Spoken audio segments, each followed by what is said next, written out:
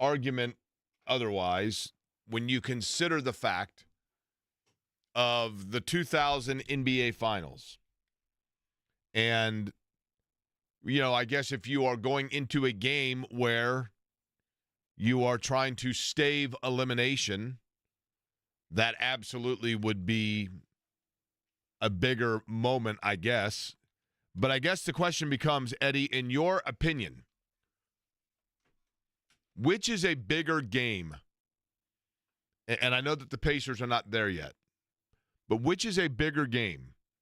A game where you have to win to avoid elimination, or a game where you have to win to take total control of a series at a level that you've never won before?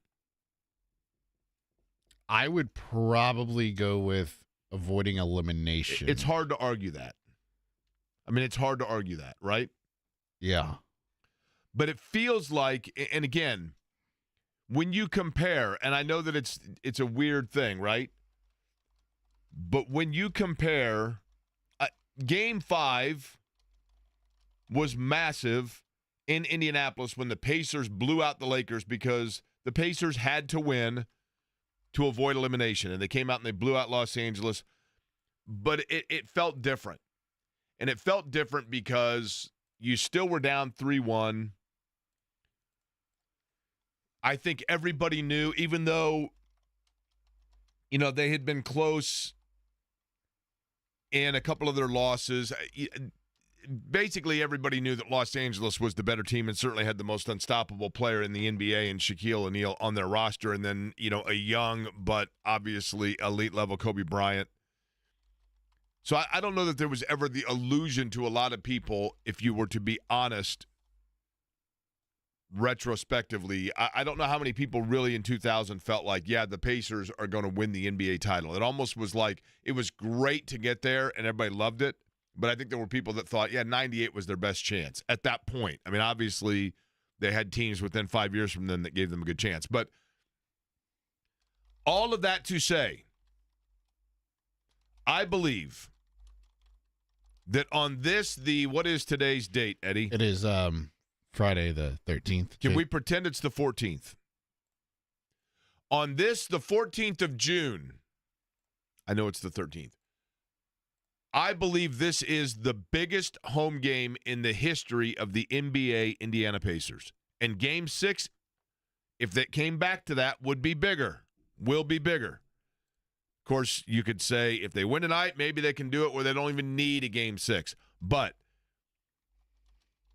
I say this a lot, I realize. I'm a broken record, I realize. In the NBA Finals, statistically speaking, things change a little bit, I realize. But I think for certain, if Indiana wins tonight, if the Indiana Pacers are able to win Game 4, if they go up 3-1, and they need to win one of the final 3 games, with one of those happening to be in Indiana, they're on the brink.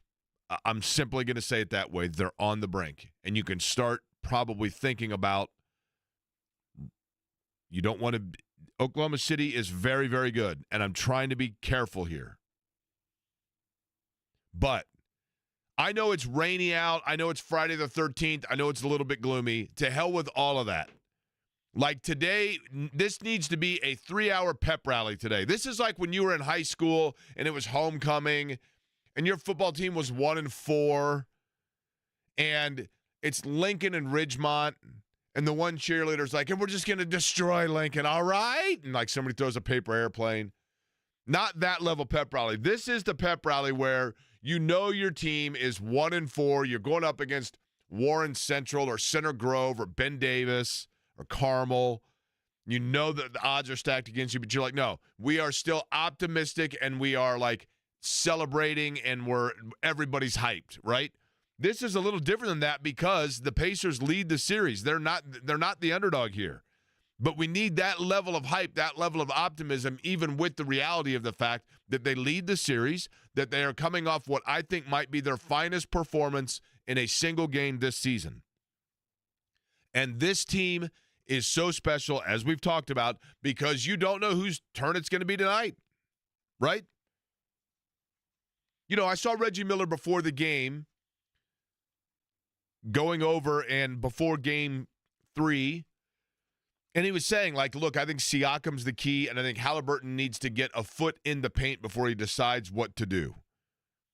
And they asked him who's going to be the player not named Halliburton or not named, I think they said Siakam, and Reggie Miller still said, I think Siakam is the key. Well, it turned out it was Bennedict Mathurin's turn. And yes, we've talked about it. Toppin was big. I thought Shepard played well.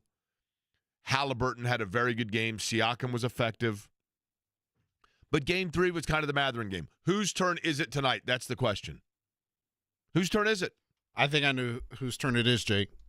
The guy that we haven't seen a lot from in the New York series. He was big in Cleveland and in Milwaukee, has yet to have a big game in the finals. The guy who's been with the Pacers for 10 years, he's been through all the ups and the downs throughout that course. I think tonight's a Miles Turner game. I don't disagree with you. I don't disagree with you except for this. And now let me tell you 2 things here. Number 1, Miles Turner, I mean, obviously we will wait to see how he is feeling in terms of just a health standpoint, because I do think that limited his energy in game. You know, he seemed a step slow in game 3. He just did until the end of the game, and he was huge. But for the majority of that game, he was a half a second late to everywhere he needed to be. And so if he has whatever it was that's bothering him, I think they said a respiratory illness, maybe that does slow him down, Eddie, but I don't disagree with you that he's due, right? And certainly you know what he's capable of. And I think they'd love to have him get hot from that mid-range, because that then brings out Oklahoma City to an extent and takes away some of their low-post presence defensively. So that would be great if that's who it is. Now, I'm leaving today, and I'm pulling out, and the guy that owns my building, Grant Schlegel's his name, he said to me, and Eddie, I want you to tell me what you think of this theory. Okay. He theorizes that when Miles Turner has his hair pulled all the way back and into like the ponytail, basically, that's when the Pacers always win when that happens, and he always plays well. If it's down, not as much. Pulls it back, let's go. So do you think Grant's onto something? I'd have to go back and check, like, game by game. I think it's the biggest game tonight in the history of this franchise, and I know that you don't have necessarily the complete level of euphoric anticipation and celebratory nature about all of it because of the fact that the weather is less than ideal downtown. But don't let it rain on the plans of your parade. That's the theme for today. But we can talk about it. We can get excited. This team seems focused, though. I saw yesterday Bennedict Mathurin, Johnny Furphy, Enrique Freeman. There may have been one other one. Ben Shepard. They were opening up a youth center or doing community things around town.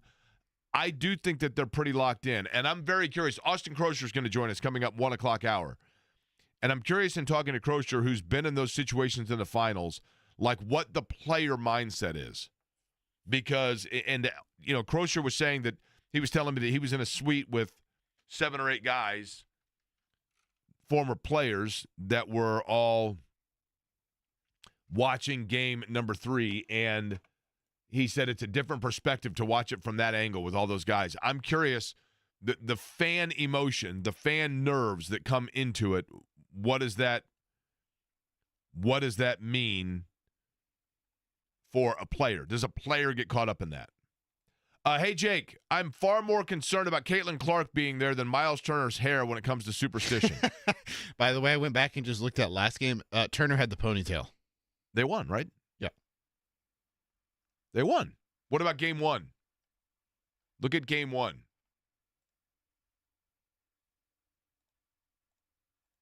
Because game 1, they won. Did he have the ponytail? I think normally he does have the ponytail, right? No, he usually has that little the headband deal? The headband, he's got parts on the side and then some on the back. So see what he had in game number 1. And if game 1 He had it up. Caitlin Clark, he had it down. Had his hair down. Okay. They're 8-0 when Caitlin Clark's in the building. She's going to be there tonight, right? 8-0. Yeah, they're home tomorrow, so yeah. You can say 8-0. It's fine. Yeah, 8-0, yep. By the way, very interesting comments. Ramona Shelburne, who we had on the show, just had her on the other day, right? Yep. Ahead of game 3. She did a column about the Iowa connection, Tyrese Halliburton and Caitlin Clark, with the following quote, Ty and I would both tell you this is where we both hope to stay the rest of our careers. People are like, it's a small market, but no, that's what makes it fun. These people, this is what means the world to them. We haven't hosted a finals game in 25 years, and I've never seen this type of excitement. People are lining up 3 hours before the game. I literally got the chills thinking about it. And they're the same for the Fever. I think it's just like Rick said. In 49 other states, it's basketball, but here it's just really different. I'm really fortunate to be able to play here, and he's the same. End quote from Caitlin Clark. I'm really fortunate to be able to play here, and he's the same. End quote from that from a story in ESPN Women's Hoops from Ramona Shelburne. Yeah, I mean, one would hope that this is the first of many cracks at it, but you never know. That's why this is so big tonight, because you don't know how many times you're going to be in this situation. I said it before. When Giannis was driving around with the Larry O'Brien trophy in his passenger seat and buying Chick-fil-A for everybody, when that was taking place, I'm sure people in Milwaukee thought to themselves, like, oh, man, Giannis was Facebook Living that he's at Chick-fil-A and I missed it. Well, don't worry about it. Like, they're going to win probably again next year or the year after. And here you are. And Giannis may be done in Milwaukee. When Denver won it, similar market size to Indianapolis, a little bit bigger, but same feel of a team, ABA franchise. When Denver won the NBA title with Jokic just doing his thing, I'm sure people in Denver thought, man, repeat, three-peat, whatever. Look how young he is. Jamal Murray, great team, young team. And yet, here comes Oklahoma City, right? For the Pacers, yes, you can say, man, they have steamrolled their way through the East. And they have. They've steamrolled their way through the East. You know, everybody, Milwaukee in 6. Well, it turned out to be Pacers in 5. Cleveland in 6. Pacers in 5. No, Cleveland in 7. Pacers in 5. New York going to sweep. Pacers in 6. And here you are. So they've steamrolled their way through the East, but you cannot take it for granted, Eddie. The opportunity is here. And I can't deny the fact that I keep thinking about, you know, we're walking the Monon yesterday, right? We're walking the Monon. And you're just walking along, enjoying, like, it's weird walking the Monon sometimes. You forget you're in Indianapolis. You're in this suspended reality of you're walking along, and it's like you're in the middle of a nature park. And you forget that you're a block and a half away from traffic on Westfield. You know what I mean? So we're walking along, and Shannon and I are walking, and it's just quiet. We're just walking along, enjoying, you know, with the exception of the guy all of a sudden that you hear, like, the wind coming, and then some guy's like, on your left, on your left. With the exception of that, we're walking along, and out of nowhere, she just says, I really do think they're going to do it. And I'm like, I know, but there are 2 wins left. And she's like, but Jake, if they win tomorrow night, meaning tonight, if they win tomorrow night, I'm like, I know. And Eddie, maybe there is a danger in going there. I don't know. I don't know how to handle this situation, to be honest with you. I should. I am the younger version of me, the 35-year-old me, the 30-year-old me, the 25-year-old me, the aspiring professional broadcaster me would have, like, sat down and gone with a blueprint and followed every rule that you learn in school or you learn throughout broadcasting or you learn from your mentors on how to professionally handle it and how to prognosticate it. And you know that the people tuning into your radio show are doing so because they want a professional opinion. They want an insight. They want an X's and O's. And we can do that. I can tell you about what I think Indiana needs to do, or I can tell you what I think Oklahoma City is going to try to do, or I can tell you what is an Achilles for Indiana, and we've talked about a lot of that stuff. The one thing that I cannot, if I'm being truthful, and 35-year-old me would have lied, 30-year-old me would have lied, 52-year-old me is going to be truthful. The one thing I cannot give you a blueprint for is how I'm supposed to corral the combination of the excitement about it and also the nervous intrepidation about it of how big tonight is. Because forever I have staved and just set aside and compartmentalized the fan emotion versus the professional obligation. And in this situation, it's a powder keg and it's boiled over. And I'm like, no, the only thing that I can sit here, if I'm being completely transparent to the audience, and I think that the audience of this radio show deserves transparency. They deserve honesty. And that transparency and honesty now, I'm comfortable enough in my career to say, I'm going to be honest with you folks. I'm asking for your forgiveness. I don't know what the protocol is and how I'm supposed to compartmentalize the excitement, but at the same time, the homerism of a little bit of a nervous energy. But I know it's going to be awesome. And I know that when we're on the Monon and a group of high school kids goes running past and all of a sudden one of them just yells out because Shannon's wearing a hat with a Pacer logo and yells out like, let's go Pacers. Yes, sir. And you go, I mean, honestly, I'm not a fan of that slogan, but if it's going to work, it's going to work, right? I mean, people say to me, like, why not Indiana? All of it, right? I mean, I love it. I'm here for all of it. I'm excited about it, and let's go. So let's get to it, Eddie. You made a point, and I think that this is something that you strongly believe in. I'm going to disagree with you a little bit on this, but you made the point of the fact that Oklahoma City and that experience comes into play in this situation, that Oklahoma City has not really been in this situation before, and that the Pacers have been in this situation, but Oklahoma City has not, and that the youth or the naivete or the inexperience of Oklahoma City and the magnitude of this moment can come into play. I know that you still believe that, and to an extent, there might be something to that, but elaborate. So not only just from the player perspective here, but from the coaching perspective as well. This is the first time that Mark Daigneault has made it to the NBA Finals, let alone the Western Conference Finals. And this is the first time that this group of players for Oklahoma City has faced some sort of actual adversity. Like, you can go back to the Denver series if you want, but I didn't feel like Oklahoma City won that game, and I felt like Denver lost that game after Oklahoma City went down 2-1. It took a cataclysmic shooting effort from Denver. They score 87 points. They barely crack 30% from the field. Oklahoma City wins that game 92-87. And you look at just how Indiana has played at home. They're consistent, and they usually play well. Oklahoma City this year on the road, in the postseason, they're averaging 15 less points per game than they are at home. That is a catastrophic number. They've only scored 110 points or more, the magic number for the Pacers, mind you, just one time since the opening round series against Memphis, and that was last round against Minnesota. I just don't think that this Oklahoma City Thunder team right now, going into this game, I don't know how they're going to handle all the pressure being on them, because they're the team with 64 wins. They're the team that was minus 700 to win the NBA Finals. They're the team that was picked to win the NBA Finals from the start of the postseason, and now they're 2-1 down. They're on the road. They're coming off a game in which they were exhausted in the fourth quarter, and Andrew Nembhard and Tyrese Halliburton and Rick Carlisle made adjustments within the game of Game 3 to take away Shai Gilgeous-Alexander. They'll try to do the same thing again tonight. There's only one day between games, so there's less time to prepare. There's less time to recover. There's less time for all that stuff. And there is so much that is going up against Oklahoma City tonight that I think favors Indiana. I want it just to be like, I know the weather's not great outside, but like, I want it to be a downtown party, right? John's going to be broadcasting right across the street from the field house.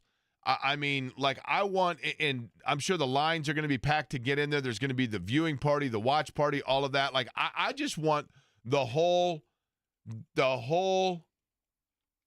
city to be pumped up, fired up, excited, right? And, you know, this is what, right here, this is what the Oklahoma City Thunder, when you looked at them at the end of the game, they look like this right here. So Mick's telling Rocky to stay down, right? And Apollo, out comes. Rocky's trying to get up off the mat. Adrian comes walking out. She can't look. Apollo's celebrating. The count's on. Apollo's like, here I am. And he turns around. And he's got this look on his face. And he can't believe it. And Rock's right there. He's ready. Apollo completely dejected. I'm telling you, that's, to me, Eddie, what I saw. And I'm not disagreeing as much with your inexperience as much as this. I think what you're seeing is Oklahoma City, for the first time, feels like perhaps they met their match. I know Denver took them 7 games. I get it. But in terms of the way Oklahoma City plays, the pace that they play, they're being outpaced by the Pacers. Mm-hmm. And Oklahoma City's strength has been to just come at you like a tsunami just over and over and over again. And all of a sudden now they realized, wait a minute, this is supposed to be us wearing people down. This is supposed to be us celebrating with 3 minutes to go and pulling away in a game and putting absolutely our foot on people's throat and taking control of a situation. And they were Apollo Creed in going into game number 3, where they go in there and they get up 9, and they get up and they come out and they score the first 6 points of the second half. And they're like, here we go. These guys are pesky, and these guys, they hit us with kind of a surprise in the first round, and everybody got excited. But I'm the champion. And I know that they're not the world champions, Oklahoma City Thunder, but they were the regular season champion, if you will. And I think Oklahoma City looked and said to themselves, this is finally, we're going to get rid of these guys. We're in Indiana. We're going to get this game. We're going to take control of it, and they're going to find out we are, in fact, the captain now. And when they went on that 6-0 run to once again feel like they had momentum in the start of that second half and everything that happened, and then T.J. McConnell stealing inbound passes, and Obi Toppin's blocking shots off the glass, and Chet Holmgren all of a sudden is the one that feels like he's getting absolutely swarmed, and Shai Gilgeous-Alexander is getting kind of contained in a box, and all of these things are happening. Oklahoma City, for the first time this year, looked at the Indiana Pacers, and Eddie, I don't know so much as I would say that it was that they felt like they were being beaten in terms of like they were rattled by nerves. I think simply they were mentally exhausted. I think they were mentally exhausted because they were not used to having to continue to turn back around and come out of the corner with an opponent that was standing there saying, I'm ready for more, and I'm coming back, and I'm punching even harder now. And I think Oklahoma City, the way they respond tonight, I'm very curious how they're going to respond. And elite-level teams respond in elite-level ways. And we talk about Indiana and the fact that the Pacers have not lost back-to-back games since March the 10th. Guess what? Oklahoma City's in a similar circumstance. This is a team that won 68 games this year. It's a team that only lost a game in the regular season to the East at home, and then it happened to them in the finals. I do think that it is if the Pacers can come out tonight in that first quarter and set a tone and hit big shots and get a big stop and get that crowd into it, and Halliburton can hit one of those threes where he's skipping down the floor, and Miles Turner can hit an early three, and they can get a quick flash in from the side like dunk from a Nesmith or Siakam or whatever it might be. Any combination of those things that blow the roof off that building and make it as loud as it was in game number 3, and they see the way this city's going to show out tonight, then I think, in fact, you have broken them. I do think, even though it was one game at home, that they landed a serious blow to the chin of the Oklahoma City Thunder. And for the first time, the Thunder have tasted their blood. And I do think that they have the skill set and the players to respond to that. I think Hartenstein is a big acquisition for them because he's a veteran player and a composed player. But, yes, you are correct in the fact that Shai Gilgeous-Alexander and Williams and a lot of the guys that, Caruso's been there a little bit, but their star players, you are correct, I don't know that I would say that they would have nerves in this situation just as much as an incredulous unacceptance of what's happening because they're like, it just isn't supposed to be this way. And I hope that's what takes place tonight. And again, you have to win 4 games. But, man, Eddie, if you go up 3-1, it's hard to not let those Sugar Plum Fairies start dancing in your head, right? I know. I know. This series reminds me too much of Cleveland.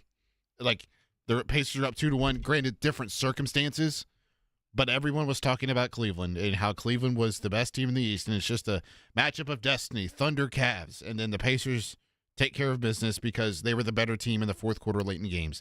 They were the better team that executed down the stretch. That is what we've seen through 3 games in this series. Even though the Pacers lost by a ton in Game 2 in Oklahoma City, they still outplayed Oklahoma City in the fourth quarter. They outplayed Oklahoma City in the fourth quarter in Game 1. They outplayed Oklahoma City again in the fourth quarter of Game 3. Oklahoma City has struggled in the fourth quarter all postseason long. This team has not experienced the things that Indiana has experienced. They're not battle-tested like Indiana.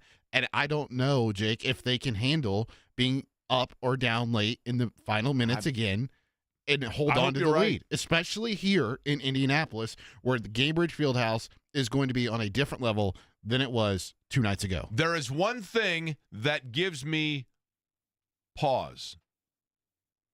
I'm super excited. I'm super optimistic, but I'm also a realist, and I've been here before, maybe not in the finals. There's one thing that if the Pacers can overcome, then they need to start putting the bleachers back out on Pennsylvania Street.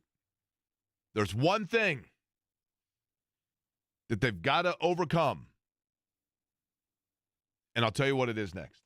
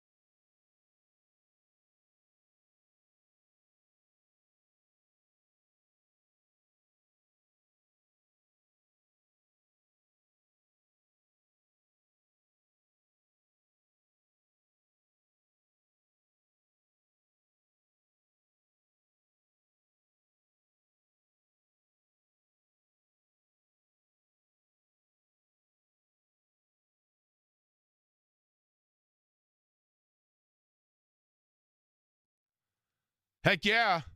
Rydell high, right? That's right. We're going to bounce back with nothing but fire up, pepped up speeches. How's that? Every single coming out of break, movie scenes getting you fired up for the game tonight. Because it's massive for the Pacers. Massive. And I'm telling you right now, one game at a time. I just keep telling myself that, one game at a time. But I do think that whoever wins tonight is their toes are in the water. For the Pacers, the one area I'm not going to say of concern, but the one thing they have to be aware of for tonight. In game number 3, I thought the Pacers put together their best defensive performance of the year. That is a difficult team to control. And the way that they were able to, and it sounds crazy to say, limit Shai Gilgeous-Alexander because he had 24.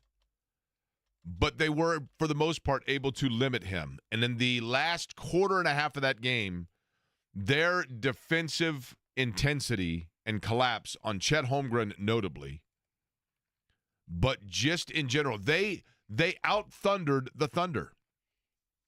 The wear-down effect, Jake. What's that? The wear-down effect. Well, in the wear-down effect, yes, but at the same time, the defensive intensity. The Oklahoma City Thunder have won, to this point in the year, 81 games. Is it? Yeah, they've won 81 games, right? Is that right? Let's see. 68 plus 82. 12, no. 81, right? Yeah, 81, sorry. 81. So they've won 81 games in this season by primarily, and yes, it helps that you have a guy that can drop 30, by falling out of bed, but their defensive intensity and think about the number of times that you see the Pacers trying to get to the rim or trying to make a pass.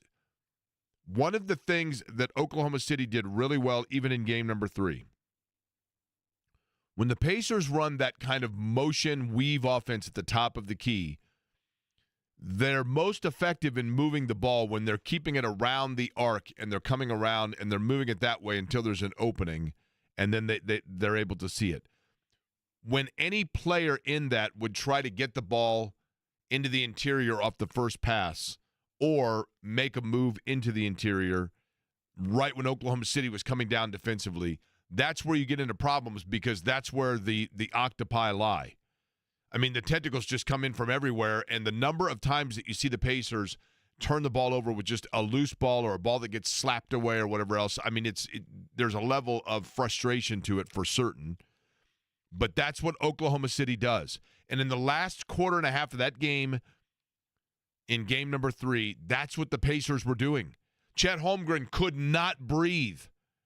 And the ball was getting slapped away from him, and he's go up for a dunk, and he realizes, wait a minute, where's the ball? It got left on the ground there. Ben Shepherd just threw his hands in there. Ben Mathurin threw his hands in there. Toppin deflected it off the glass, whatever it might be. Their defensive intensity was incredible. But what they need to be aware of is that even with their best defensive performance of the year, and I don't know if statistically it was, but certainly on paper it was, by the eye test it was, in their most defensively aggressive game of the year, in their most physical and fast-paced game of the postseason, or certainly of the finals. In a game when Tyrese Halliburton was doing what Tyrese Halliburton needs to do in being aggressive and hitting the shots that you think to yourself, what in the world is he putting up? Okay, that was a great shot, that kind of thing. With Siakam getting involved in the post, and with Mathurin scoring 27 points in 22 minutes, with Shepherd able to spell Nembhard. Nembhard knew that he could defensively be aggressive because he had fouls to give, because if he needed to come out and get some rest, Shepherd was able to play defensively at a high level as well. With all of those things, which for the Pacers is basically the perfect storm, that game was still in question with 3 minutes to go. And so you cannot get comfortable by thinking that because you're at home and because you had some breakout games that you are in good shape per se. You have to do exactly what you did in Game 3 plus 10%. They have to increase even more because you've got to know that Oklahoma City knows their back's not against the wall, but their feet just touched the warning track. And they know it. And so you can bet that Oklahoma City is going to make adjustments offensively. They're going to try to do what they need to do to get Shai Gilgeous-Alexander involved. And Rick Carlisle's been a masterful tactician to this point. Masterful. But that's the one thing that I keep going back to in the back of my mind is they're coming off of what I believe is their finest performance of the year. And with that, it still took deep resolve and Oklahoma City grabbing onto their shorts and breathing heavy in the last 4 minutes for the Pacers to pull that out. It also was the second worst shooting performance from three-point range for the Pacers in the playoffs. True. And there are a lot of people certainly that have pointed out, look, one of these Pacers three-point barrage nights has to be coming, right? Yep. It has to become. I say grind it out tonight and then let the three-point barrage night come in either 5 or 6. You know what I mean? How's that? Say that if you could. If you can get them back-to-back, that's great. That's great. But I'm not afraid to admit I'm willing to get greedy. I also was thinking about something else here in Central Indiana because we haven't mentioned it. If you just saw this, or I would imagine most people saw this by now, something special is going to happen for the Colts in their home opener. The Dolphins are coming to town. It's going to be the debut of the Daniel Jones era at quarterback. The Colts are coming out. People are still going to be abuzz, and they're going to be like, man, it'd be awesome if the Colts can win the Super Bowl, considering the Pacers just won the NBA title like 4 months ago, 3 months ago, whatever it might be. Yes, I'm going cart before the horse. But there is something that's going to be taking place. Most of you probably are aware of it. That is, I'll be honest, it was one of those things that I thought, gosh, I guess that hasn't happened yet. But it's going to before the season opener for the Colts, the home opener. We'll let you know what that is. And something with my career that I think maybe the time is now. I'm not announcing some sort of major career change, but it is something I'm contemplating, and I think the timing might be good. That and Austin Crocher coming up in 18. Change.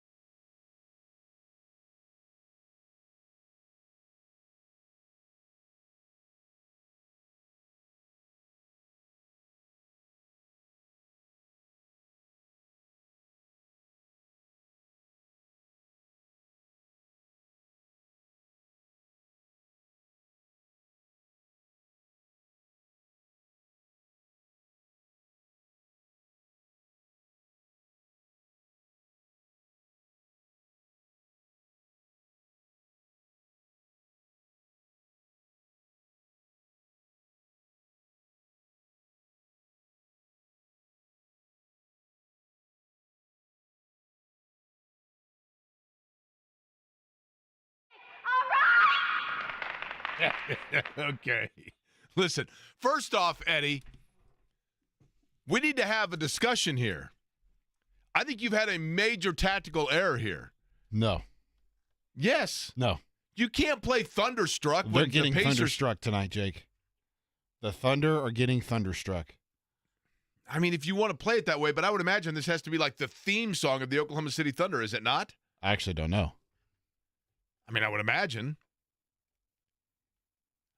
I'd like for people to weigh in here on whether or not when they hear Thunderstruck, they think that that means Pacers are going to Thunderstruck Oklahoma City, or if it sounds like we're playing the theme song of the opposition. Did you not hear my little spirited rant? I did, but I'm just I feel like that's a song that would pump up Oklahoma City more than it would pump up the Pacers. Although they might play that in the Fieldhouse now that I think about it. Jim Irsay will be honored by going into the Ring of Honor for the Colts before their season opener against the Miami Dolphins. And this, obviously, it's one of those things, I'll be honest with you, that there was part of me that thought, wait, that hasn't happened before? You know what I mean? It kind of surprised me that he was not already in the Ring of Honor. By the way, Kyle is here. Kyle, come on in. We're going to throw Kyle on. He's got his Pacer hat on. He's got a This Is Home hat. Which microphone you want him on? Kyle is the cluster truck, I believe, grand prize winner from our Indy 500 numbers game, or Indy 500 game, correct? Yes, sir. Yeah. So you drew Alex Pillow, right? I did. I would like to know this. A couple of questions for you, Kyle. You're here to pick up your gift card, which I appreciate. Number one, did you go to the race? I did not. Did you watch the race? I did. Did you listen to the race? I did. Okay, well, at least you lied on that part, so I appreciate that, right? Were you rooting for Alex Pillow because of the numbers game, or did you have a rooting interest elsewise? I was rooting for Alex Pillow, certainly for the numbers I game. love it, man. Have you had Cluster Truck, by the way? I have not. Oh, well, you're about to, man. It's fabulous. It's absolutely Very fantastic. excited Now, for it. I want to ask you this because I appreciate that you listen to the show. You dropped in to pick up your gift card. I decided to throw you on the radio. You are wearing your Pacer hat. You're wearing your This Is Home t-shirt, which I love, right? Yep. So, your thoughts on tonight? I am very nervous, excited about tonight. I feel like if we win tonight, we've got it in the bag. I know that is probably putting a jinx on it, but I think 3-1 with 3 opportunities to close it out, we're looking really good. So Okay, feeling I'd like great. to know this as well. I want you, Kyle, and I'm going to assume, and I'm a realist. I know you're probably not a regular listener to the show. You just stumbled upon it the day that we were doing the numbers game, right? But having said that, Pretty regularly. okay. Eddie, would you like to play for Kyle the music that you played coming out of the break? I'm not playing it again. He played Thunderstruck by AC/DC. Now, do you believe that to be A, a tactical error because they're playing the Oklahoma City Thunder, or B, a psychological warfare of the Pacers are going to Thunderstruck the Thunder? I think the Pacers are going to take it to the Thunder tonight. I think they're going to be the Lightning. But My guy. No, hold on. In terms of playing the song itself, My guy. does the song get you fired up, or do you think to yourself, yeah, but it's the Thunder. We got to stay. We got to not play that song for a day. Always get fired up by Thunderstruck. Okay. Yeah. All right. Well, you're up 1-0 on this. Let's call, go. on this call, Eddie. Well, he should have gone with me because of the gift card, right? But let's be honest. Okay, Kyle, I'm the one who are took you his going to call. the game? I am not. I wish. Have you gone to games this year? Not this year, no. But previous years. Your favorite Pacer player? Favorite Pacer player. Not named Halliburton or Siakam. Yep. All time or just No. on well, this team? Okay, so all time, I'm going to guess that your favorite player is, Reggie Miller would be my guess. He's got to be. Yeah. No, Right. Yeah. Okay, so your favorite player not named Reggie Miller. Probably going to go with Neesmith. Love Neesmith. Awesome. Yeah. You know what I say, man? Find somebody in your world that loves you the way I love Aaron Neesmith, right? I just love the fact that he's selfless. He can kind of do a little, like if you need a big shot, he can hit that for you. If you need a big stop, he can get that for you. Mm-hmm. He's an underrated rebound facilitator. Does that make sense? Sure. Yeah. In other words, like he might not get the rebound, but a box out that he has or a keeping the ball alive that he does, all of those things, I think. A lot of things that don't show up in the box score, he does well. Correct. And that's a cliche, but it's true, right? Mm-hmm. Okay. Do you got time to stick around for just a couple minutes here before we go to break here? Sure. Okay. Kyle's going to stick around with us. Eddie, here's the other thing that I wanted to mention. The Jim Irsay Ring of Honor honor. Obviously, as well. I mean, it goes without saying it's well deserved. I was almost surprised. I had to think to myself, oh gosh, I guess he isn't, because it would have been weird for him to put himself in, right? I mean, he's the guy that's owning and operating the franchise, so I get that. But his father is in, and I'm assuming that Bob Irsay also went in posthumously. I don't know that, but that's my assumption, and I believe Ted Marchibroda may have as well. But either way, that will be, hopefully that's the kind of emotion that will help the Colts there in game number 1, week number 1 against Miami. Now, the other thing that I've been thinking about, Eddie, and I want your opinion on this, okay? I'm not trusting your opinion after the Thunderstruck thing, but Kyle's with you on that, so maybe you're right. I've decided, Eddie, do you know what? Let me ask you a question, Eddie.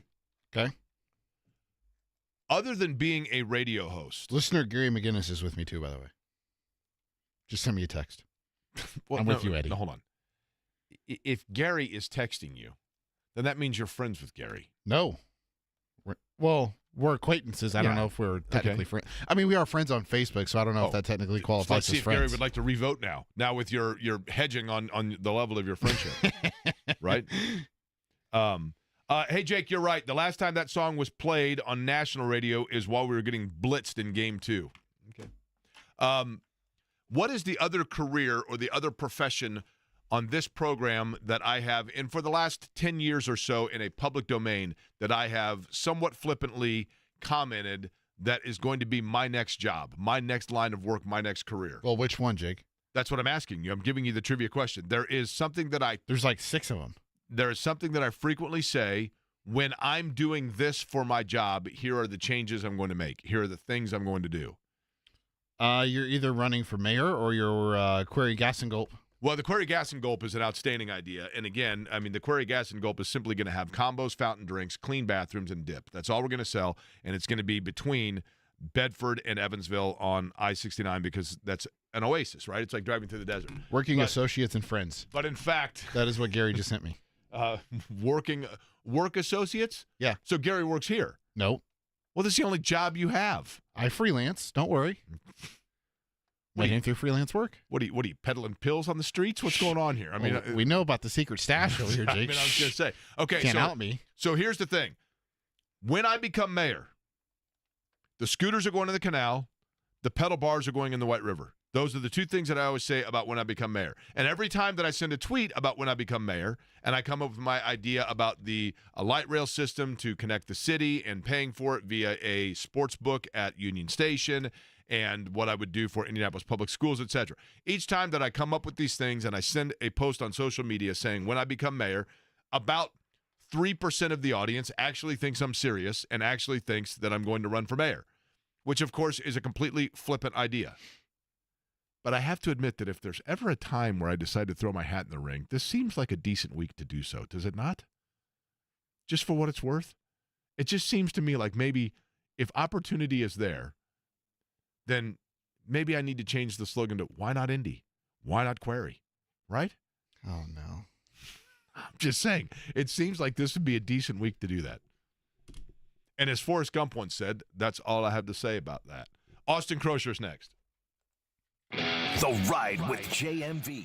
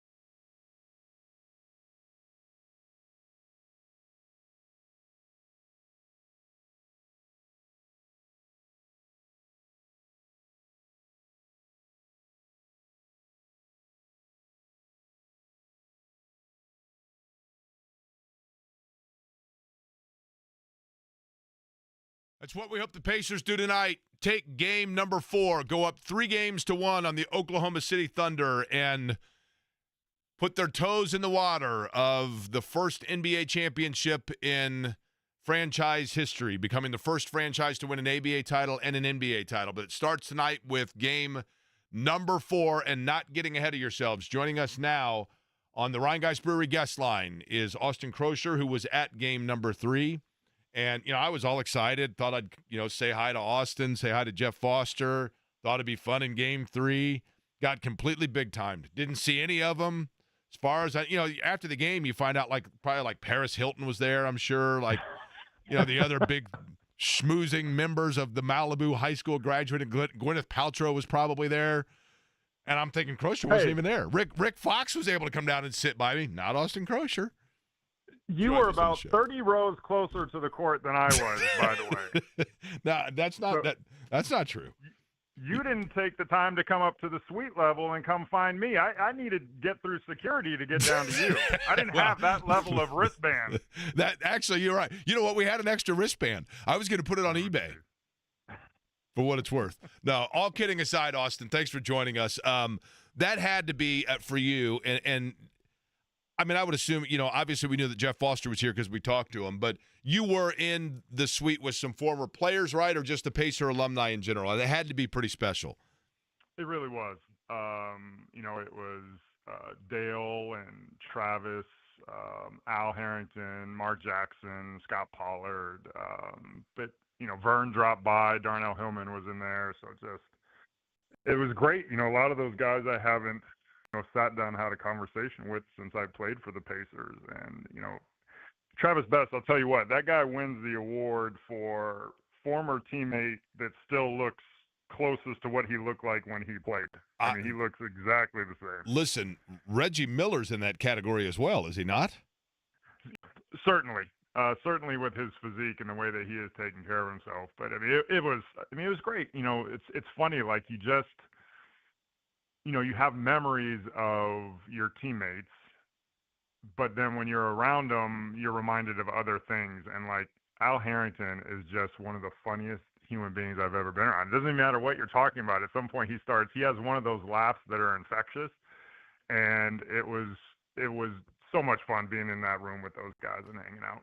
One of the things, and before we get to talking about the game, I'm curious of this, Austin. I think this happens to all of us, just with your pack from high school, let's say, okay? It's funny to me that when I'm around all the guys that I grew up with, in the times when we have the fortune of being able to get back together again, everybody's gone into different levels of life, of success or family sizes, whatever it might be. But when we're all back together, everybody immediately takes on the same role that we had amongst one another when we were 17 years old.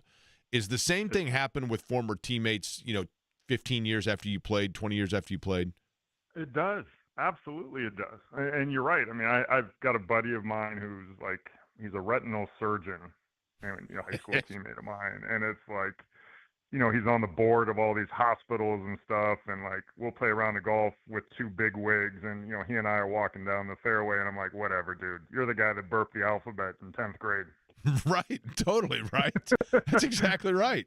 Yeah. Which is actually pretty impressive, to be honest with you. Yeah. I mean, let's be real. But yeah, it's totally the same thing. I mean, there were sayings that were coming out that kind of went back to our bus rides that when we had together as a team, and it was, a big thank you to the Pacers. I know that they could have sold that suite for an incredible amount of money, but they reserved it for alumni. And there was a big banquet in the back with drinks and food, and it's a world-class organization, and this is just another example of why, the level in which they take care of their former players is really impressive. I thought about this, okay, and I want the former player standpoint, especially a former player that played in the finals. It is, Austin, I'm not going to lie to you. That game for me, and this is weird to say, and I'm not embarrassed by saying this. At the end of that game the other night, it was a little bit emotional for me just because I grew up here, right? And to see this euphoria of the surreal nature of it. And then I got to thinking and wondering what it would be like to be a player that was so close but didn't get over that hurdle resentment's the wrong word. Maybe jealousy is the word I'm looking for. Is there any like hesitation in your mind of what the dichotomy of emotions going to be for you if in fact this team does get it done? Oh, there would be absolutely no jealousy. I can tell you, everyone in that suite is rooting for this team, and in a weird way, feel like we're a part of Sure. it. You know what I mean? That we're part of the DNA. We're all cut from the same cloth. Absolutely, and I think it would be emotional for me and any of the guys on the team to see the Pacers make it through. And I think part of it is, if you were to come up short, knowing the heartbreak that we felt and not wanting them to have that same pain that kind of stays with you in some ways. I mean, listen, I don't need therapy to get over the fact we lost in the finals. I had an incredible career, but it was certainly, you always want to be in that position for a chance to win a championship, but it does hurt when ultimately you fall short. And no, I think it is an amazing thing for this franchise, for this city. And, the more you play and the more teams that you play for, you realize that it just means something different to a franchise in a city like Indiana or Indianapolis. And just, I mean, it's amazing. Jake, you said it. You win this game, and your toes are kind of dipped in the water, ready to jump in fully to a championship. It really is remarkable how close they are. Austin, as a player, I was talking about this at the beginning of the show. Austin Crocher is our guest on the Rhinegeist Brewery guest line. When you guys came back to Gamebridge in 2000, and you were up 3-1, and you blew out the Lakers, and so now down it's 3-2 or down 3-1. I'm sorry, yeah. Yep. And you blow out the Lakers, and so now you're down 3-2, and you go back to LA, and LA wins it in 6. But you had a game where you knew your back was against the wall. Okay. Oklahoma City's back isn't against the wall, but as I said earlier, their heels are on the warning track. Okay. Yeah. As a player, which perspective, I guess, is more of a must-win type feel? The one where you guys knew that you had to win or else you were eliminated, or the Pacers tonight knowing that winning it gets them that much closer and as close as this franchise has ever been? Yeah, I mean, it's a great point. I think that the elimination component of it is always going to weigh out, losing your season's over. And I think in a lot of ways, OKC felt that way in game 2. And you really got that sense the way that they came out at the beginning of that game and never really took their foot off the gas pedal. And I expect that you'll see that from them here in game 4. The difference, to your point, is what you said about the Pacers. I'm not saying that the Pacers were kind of okay with the idea of stealing home court in Oklahoma City, but this is different. You're right. This is an opportunity to go up 3-1, historically puts you in a good position versus going back there 2-2 and that building potentially coming back down, back to Indy, tied 3-3 for a game 7. So, I mean, it is a huge emotional swing for the two teams in this game tonight. What would you anticipate? What did Indiana do? What did the Pacers do, Austin, in game 3 that really, I guess, impressed you, or that where you said to yourself, they won this game because this is what they did that was absent in games 1 and 2? Yeah, I think that there was, it seemed to me, again, I was in the suite with a lot of guys and some alcohol, and I can't say that I watched the game with the exact same eye that I normally do. So my analysis hat is a little skewed to the side on this one, Jake. I apologize. But it did seem like the Pacers picked up a little bit more full court, a little bit more three-quarter court. They made it difficult for Shea to kind of get the ball kind of on the perimeter unless he initiated the offense himself. And I think that caught OKC a little off guard. And it's interesting how some teams, when their opponent makes an adjustment, it takes them a while to figure out how to counter that. And I think that that's the advantage of having a coach in Rick Carlisle. And that definitely played a role. And then I've always said with the Pacers, it's like whack-a-mole, right? Like, you stop one thing and you don't know who else is going to pop up or where. And obviously it was Mathurin, Nesmith, Nembhard played well in their moments, but not to the level that we have seen at other times. And that becomes the question, who is going to be the guy that steps up? You have to assume that OKC will do something different against Mathurin. but there's so many weapons. So, can you continue to make OKC guess offensively? And then which other guys for the Pacers step up in this game? When you look at this team, Austin, and I'm curious, and I can't recall, so my apologies in this regard. Obviously when the Pacers went to the finals, you were a younger player, right? And this Pacers team is primarily made up of younger players. I mean, Siakam's been there before, and Turner is a veteran. But, guys like Halliburton and Mathurin and Nesmith, I mean, they're young. Nembhard, they're younger players, right? Is there almost a safety in the naivete of the younger years of just how big the stakes are versus later in your career when you realize just how hard it is to get to that level, maybe you tighten up even more? Is that, to an extent, advantage younger player versus a veteran in this moment? Yeah, that's a good question. I can't say that, in 2000 that we tightened up because of, the moment and having an idea, the perspective. I think our biggest hurdles was, arguably the most dominant player to ever play the game in Shaq, and how do you kind of game plan around him. But to your point, I do think that there is something to be said for youth. And, it's funny, Mark Monteith was trying to do like a retrospective on the 2000 team, and we were on a phone call, and every single time he asked the question, I was like, Mark, I just don't remember it that way, right? I was just so focused on don't let, I can't remember, Robert Horry. Don't let Horry get an offensive rebound. Every time he goes to the boards, you block him out. Like, that was my job, and it was so specific to those things, I couldn't really think outside of my role and what my job was on each segment that I went into the game. And I think with young guys, that's much easier to do, whereas there might be a grander sense of things with veteran players. Austin Crocher, our guest, talking about game number 4 tonight. Now, are you guys in the suite again tonight? Are you going tonight? We are going tonight. We are in the suite again, and yeah, it's just so exciting being in the building. I mean, it is awesome. If you can spare the time to make it up to the suite, it'd be great saying hi to you, but my guess is you'll be down on the wine and cheese crowd in front row. In all honesty, I don't think that I'm allowed up there. I'll be totally honest with you, right? I don't think I'm allowed up there. Now, I want to read you something, Austin, and I've never really just like mentioned this on the air, but I think it's applicable in this scenario, okay? So, I talk about Shannon on the air a lot, but she posted this the other day on Facebook, and maybe this is why I was like, it hit me in this game. But I want you to react to this, okay?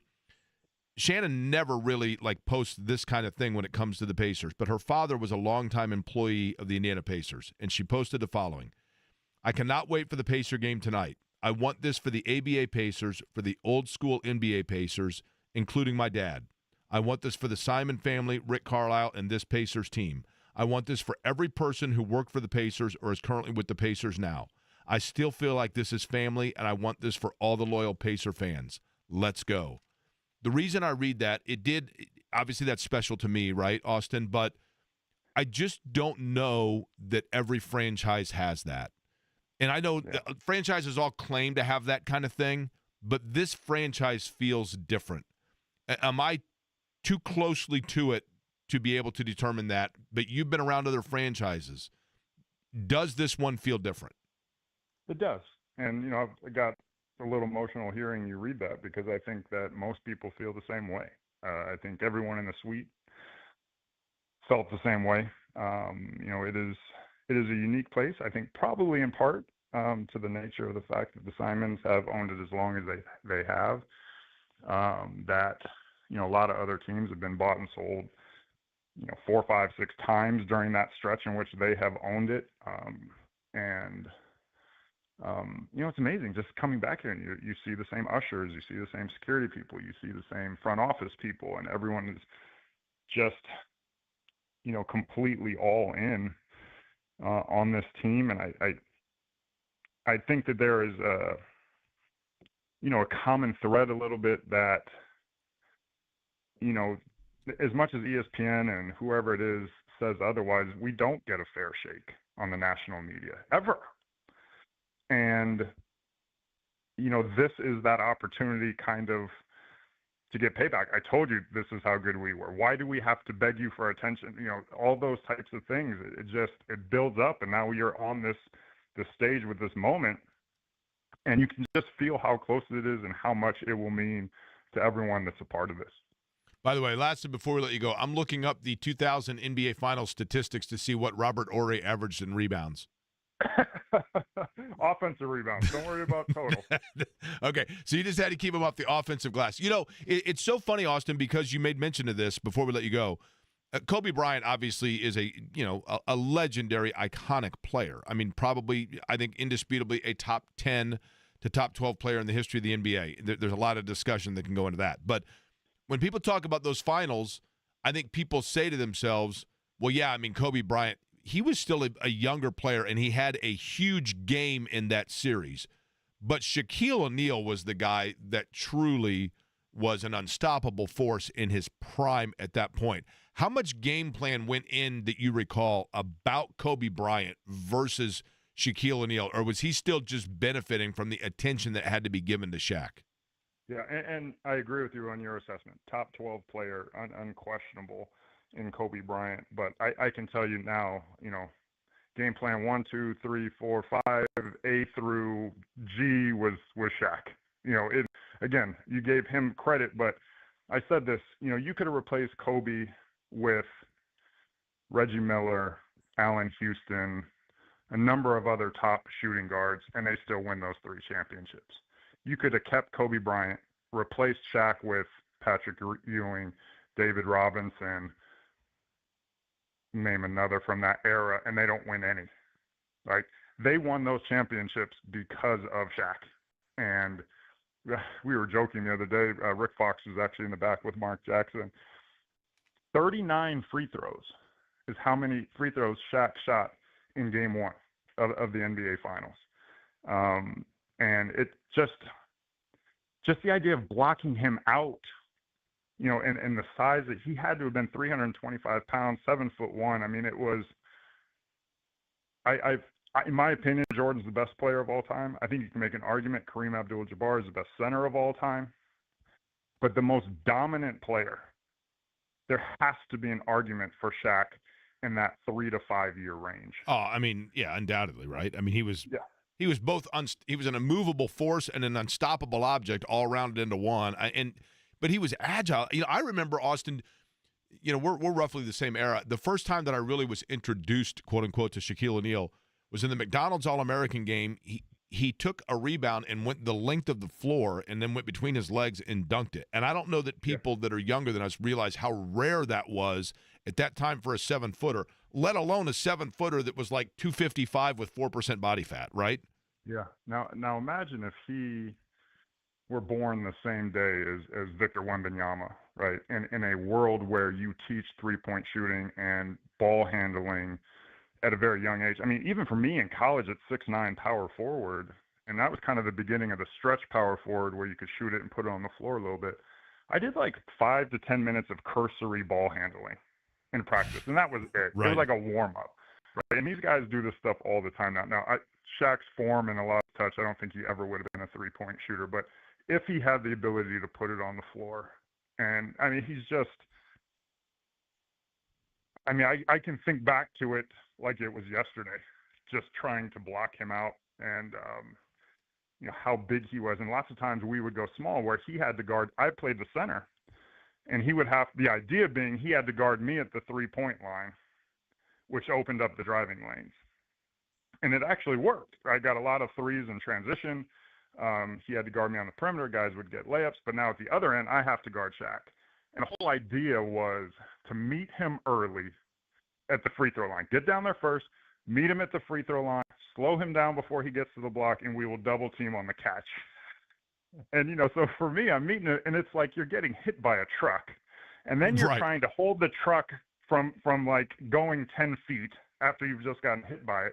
And then he gets the ball, and you're like, where is everybody? Get down here faster. I mean, it was just, and every team had that problem, right? It was just, he was on another level for sure. By the way, I'm looking here. Robert Horry in the 2000 NBA Finals, I don't know what offensive rebound percentage is. I guess that's just percentage of offensive rebounds that he was the one to get. Robert Horry, 0%. You had me nervous for a second. I thought you were going to say like 15%. But I remember it was 2 series in a row in the Eastern Conference Finals. It was Marcus Camby. And I gave up in the entire series. I think I personally gave up 1 offensive rebound to him. And it led to a foul somewhere. And you hear the horn blow, and I turn, and Dale's just waiting at the scorer's table. And I look at Larry, and he looks at me and looks away. And I was like, God, he's not kidding. Well, I better not let him get another one. Listen, and then it was Horry in the finals. My buddy and I do a road trip every year where we fly to a random city, rent a car, and drive home. We've done this as our 9th year in a row. And this year, the random city we picked is Providence. And I look forward when I go to Providence to seeing the Austin Crocher held Robert Horry to 0% offensive rebounding statue. I'll look for that. Right? Yeah, so you have to look hard. There is one. You'll find it eventually. Just keep looking. I'll box it out. I look forward to that. All right, tonight, game number 4, Pacers and the Oklahoma City Thunder, as it's a big one. And I'm nervous for it. Are you nervous for it, Austin? I am. Again, it's so close. You can taste it. And you know what could happen at the end of 48 minutes, to being up 3-1. And, this OKC team is really good. Shea is really good. And I'm guessing that they're going to come up with some adjustments, but I think that Rick is going to do a great job of impressing upon them the opportunity that they have in front of them. And Jake, I got a good feeling. I do. Man, I hope you're right. I got to drive to St. Louis tonight for IndyCar after the game, and so it'd be a lot easier drive, right? Yeah, for sure. A lot easier drive. All right, enjoy it tonight, Austin. Appreciate the time as always. Of course. All right, Austin Crocher joining us, Ryan Geist Brewery guest line. I might have to get him a T-shirt. Oh yeah, definitely. Well, here's the thing, Jake. You're in your private seating that nobody else can get to. No, that's not true. I can't get up to the suite. I'm not allowed up there. You're getting served charcuterie boards courtside. Hardly. Rick Fox was in front of me and he ate a popcorn and a Diet Pepsi. What does that tell you about how snooty it is over there, right? Well, I'm sure Rick Fox was like, hey, can I just get that? And they're like, sure, why not? Rick Fox actually might be coming on the program today. We shall see. Oh, really? Yeah. Kevin Bowen going to join us 2 o'clock hour. It's a Good for the Heart Feel Good Friday, and we hope it's feeling good well after the game tonight. I would like your calls at 239-1070 on your thoughts. Is it nerves, excitement? What's going to happen? What's going to happen? Because I want this to be a pep rally Friday. Pacers game 4 on the Fan. My name's Craig Landers. I'm a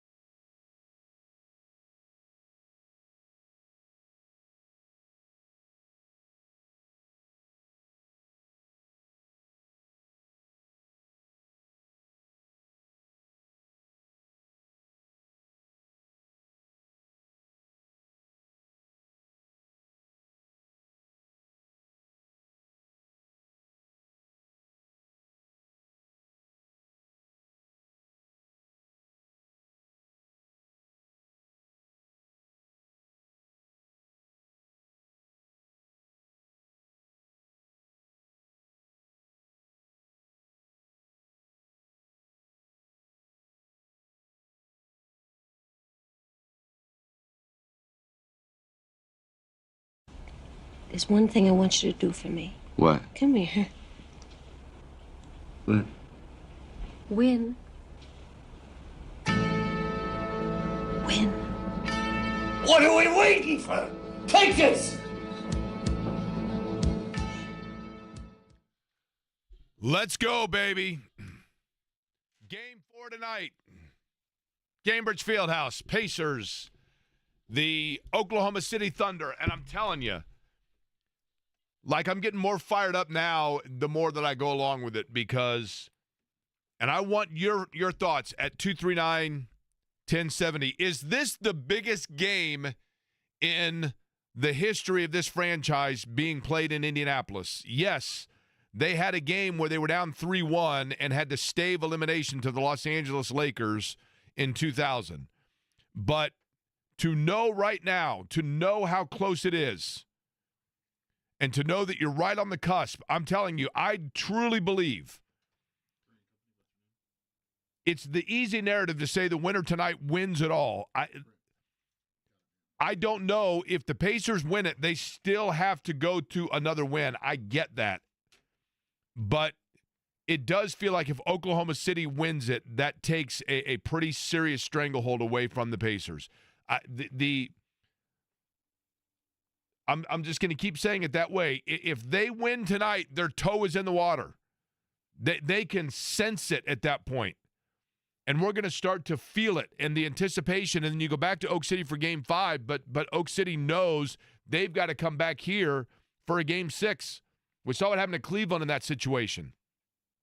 This Pacers team has an ability to just snatch the will from people. And I'm a combination of nervous and excited about it, just like Austin Crocher said. Look, Austin Crocher's played in a finals, and that guy admitted that he's a little nervous about it. That's exactly how I feel. I'm fired up and I'm ready to go, Jake. Are you? Oh, yeah. By the way, do you happen to have the breaking news sound already?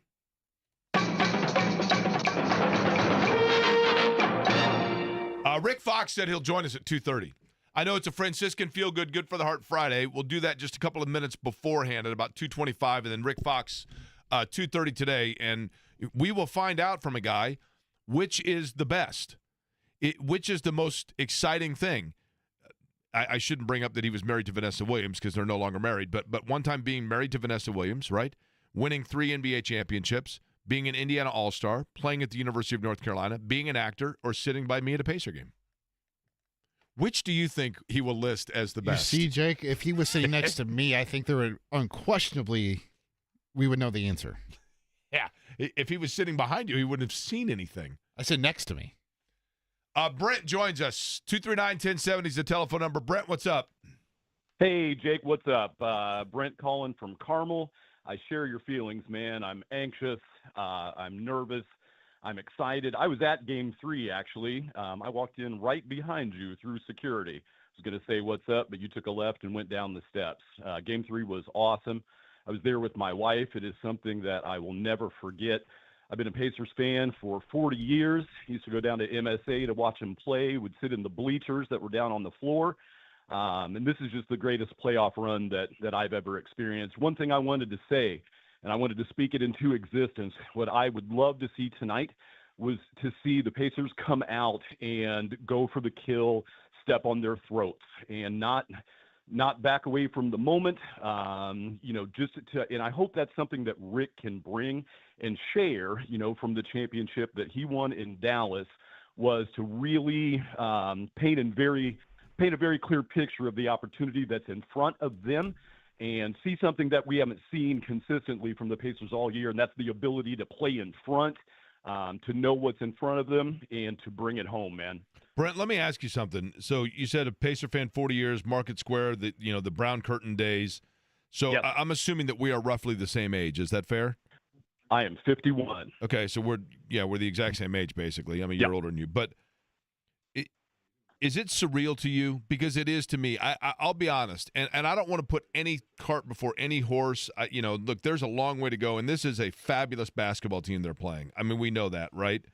But, Brent, Yes. I'll be honest with you. I had just resigned myself to the fact that it was the one thing that I would never see as a sports fan. Sure. Well, it is surreal. It is surreal, but what has made it unbelievably sweet and special, and I listen to you every day and have been following you certainly, through our playoff runs, and you've touched on how emotional this has been, which is the perfect way to describe it. To see Reggie Miller hand over Eastern Conference Championship trophy, and also to see all the returning Pacer players, and you just had Crow on, and to see everybody at the games, to see Reggie and his son sit next to Oscar Robertson, it's an emotional thing. It's hard to describe. It's hard to put into words what I've felt during this playoff run. All I know is I can't be more excited about what has happened and the opportunity in front, because like you, it was kind of a pipe dream. I didn't ever think, I didn't know, but I sure am glad that it's here. Well, Brett, I'll tell you what, are you going tonight? Not going tonight. Okay. Going to watch it with my daughters are 11 and 8, and I'll tell you what, man, they are fantastic. Awesome. Pacers fans, we're season ticket holders, and so my girls know what to do. But we're gonna watch it tonight. The weather doesn't look like it's going to be great for any kind of outdoor watch party, so I'll probably be a nervous wreck indoors in my home this evening.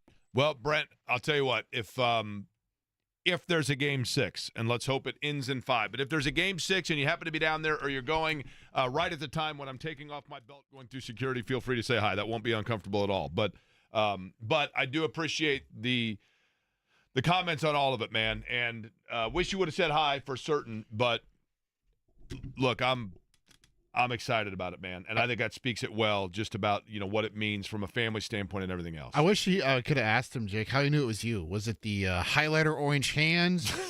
Was it the overusage of one of your 60 bottles of cologne? I haven't used my spray tan in a while. My hands. Did you take your hard hat in with you? What was it? People now think I'm a mime because my hands are so white. Yeah, the hard hat from working on the stairs here at Monument Circle. Yeah. Mark joins us next. I always do wonder how people, it's radio, it's not television, right? Hi, Mark. How are you? Hey, Jake. I'm doing great, man. How are you doing? Pumped up? I'm pumped up too, Mark. Give me your thoughts. You just what the other caller said. You bring excitement and all that, and you've been preaching this all year. Okay, you just haven't realized it. But this is it. Why not Indiana? Yes, Mark. Yes. Why not Indiana? Boom, baby. It is time. Okay, I've been there. Market Square Fair. I've seen them. This is it. It has to be. It is our time. It's why not Indiana? Let's go. Mark, I love it, man. I love it. You are correct. Why not, baby? Why not? Andrew's up next. Andrew, what's up? What is going on, Jake? I am sitting on here. Manly's Irish Mutt. Oh, hell yeah. On the east side. East side, baby. Yep. All right. Nothing wrong with that. I got to tell you, I woke up this morning. I've got the same feeling I've had that has a record of 14-1 this playoff run. The only loss, Game 5 against the Knicks. Oh, don't jinx it now. Don't jinx it now, Andrew. Only time I've had this feeling that we lost was Game 5 against the Knicks. And I feel like we're going to take care of it tonight. Are you going? I wish. Nope, but I'm going to do the same thing I've done almost all playoffs. You'll find me at the Bulldog. Oh, man, that's a great place. Great place. Now, listen, here's the thing, Andrew. Whatever it is, like if they're playing well tonight, do not move, right? Like whatever you are consuming food-wise, drink-wise, whatever, whoever's sitting next to you, like don't move. Don't screw this up, Andrew, okay? So, all right, I kid you not. I'm here with two of my other buddies that we've gone to multiple games. 4 of these games, we have a buddy here. He sat there the game in New York Knicks and Game 1 against the Thunder. He gets really kind of anxious sometimes, and he's like, "Should I leave?" I said, "Nope, don't leave. And then right when it gets a little close, I said, "Sean, you need to leave." Guess what happens? Yeah. Pacers win every time. So Sean's got to leave, is what you're getting at, right? We kick him before the game. Okay, listen. Before the game's over, we kick him. Yeah, listen. Somebody, if you're on College tonight with 3 minutes to go in the game, swing by the Bulldog and pick up Sean. He needs a ride home. Get him out of there, right? Right? I mean, we love you, Sean, but come on, man. You got civic duty here. Civic duty. Andrew, I appreciate it, man. I love it. I absolutely love it. What's next, Eddie? Let's take Fulton, Jake. All right. Fulton, what's going on? Hey, Jake, how are you? I'm all right. Yourself? Hey, how'd things go in Terre Haute? Right now. We'll continue the conversation next. Kevin Bowen at about 10. Right now. We'll continue the conversation next. Kevin Bowen at about 10.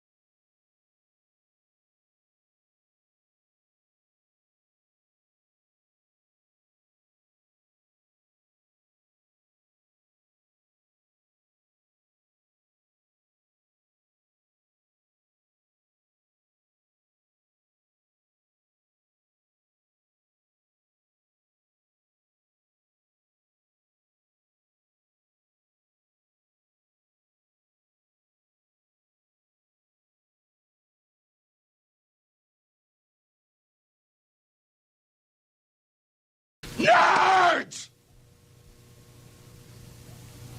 Well, if I was you, I'd do something about it. I would get up and redeem myself in the eyes of my father, my maker, and my coach. Well, let's get those nerds! Nerds! Nerds! What are we waiting for?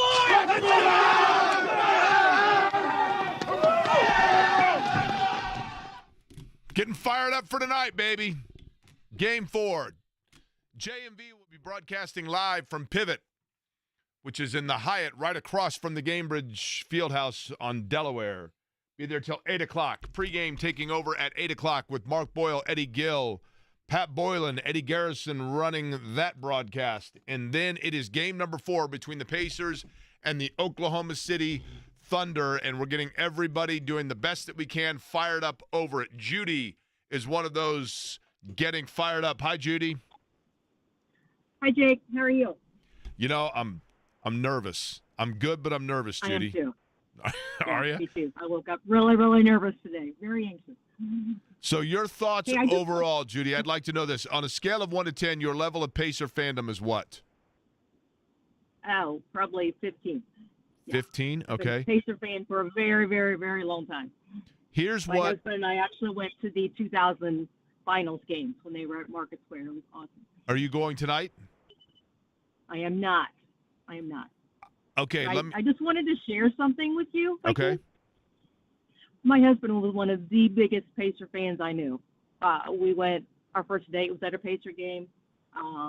We had Pacer season tickets, and he had Parkinson's, and unfortunately about 3 weeks ago he passed away. So our family is kind of rooting the Pacers on in honor of him, and every time they have won a game and these crazy endings, people will text me, "That's Steve, he's coaching from heaven." So I really, really believe that that's happening right now, because this would have been his biggest dream in life, to see them win an NBA Finals championship.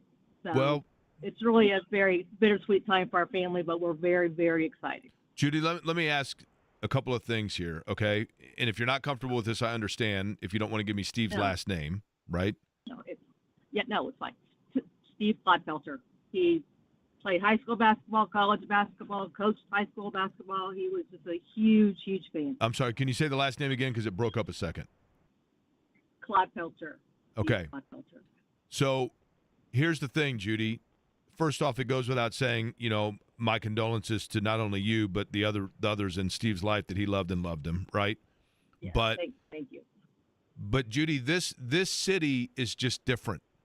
It is. I've lived other places. I've lived in St. Louis. I've lived in New York. I've lived in Lawrence, Kansas. Not for extended periods of time, but I've lived in them. This city's different. And when you mention something like that, and you mention Steve, and you mention the fact that, he's pulling for the Pacers, this city's pulling for the Pacers as well, but people that listen to it immediately start pulling for Steve and for that, because there's that connection, because we all can identify with that, and it's what makes this place unique and special.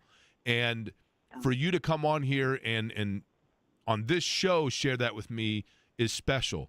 And it's why I want it so badly. And it's why I think I was emotional at the end of the last game, because there are so many people that share the same sentiment, and now will share it for Steve as well, just by hearing that, because those are the ties that bond us all together in this town. So I say for Steve, let's go, right? For Steve, let's go, and they're going to get 2 more in them, right, Judy?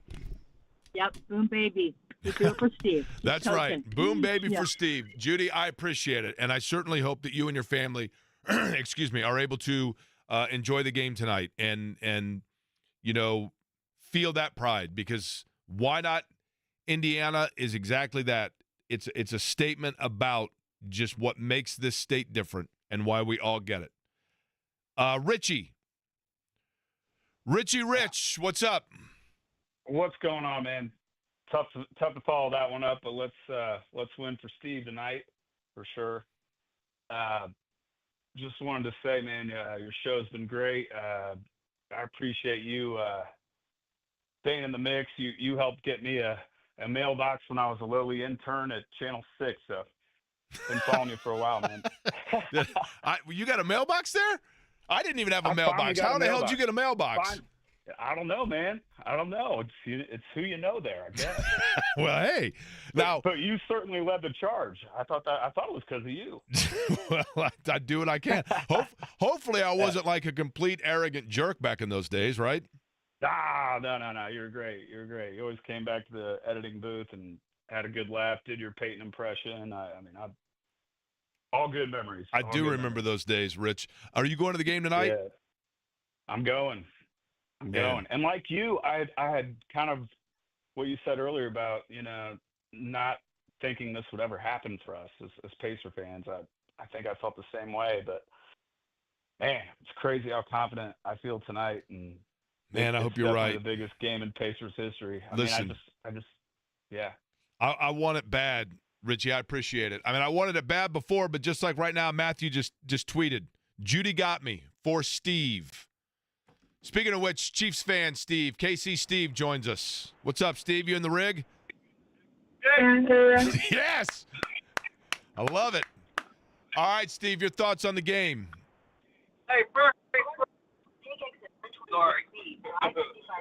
Now, what the heck's going on, Steve? You got GPS going on, shouting out? Yes. I want to shout out for Blake Bolton. Props to you, buddy. You did a good job, man. We're all proud of you. I appreciate that. That's exactly right, Steve. But hey, man, I think we lost Steve. One more time, Steve. Man, sorry, Steve. We'll go with Colin. I appreciate Chiefs fan Steve always, but his connection was bad. Colin, what's up? hey, let's do this for Steve. That call got me. I called a few months ago, and I had a very similar story about my dad and the Colts. And it just goes to show that you're right about this city. I got goosebumps during her call the entire time.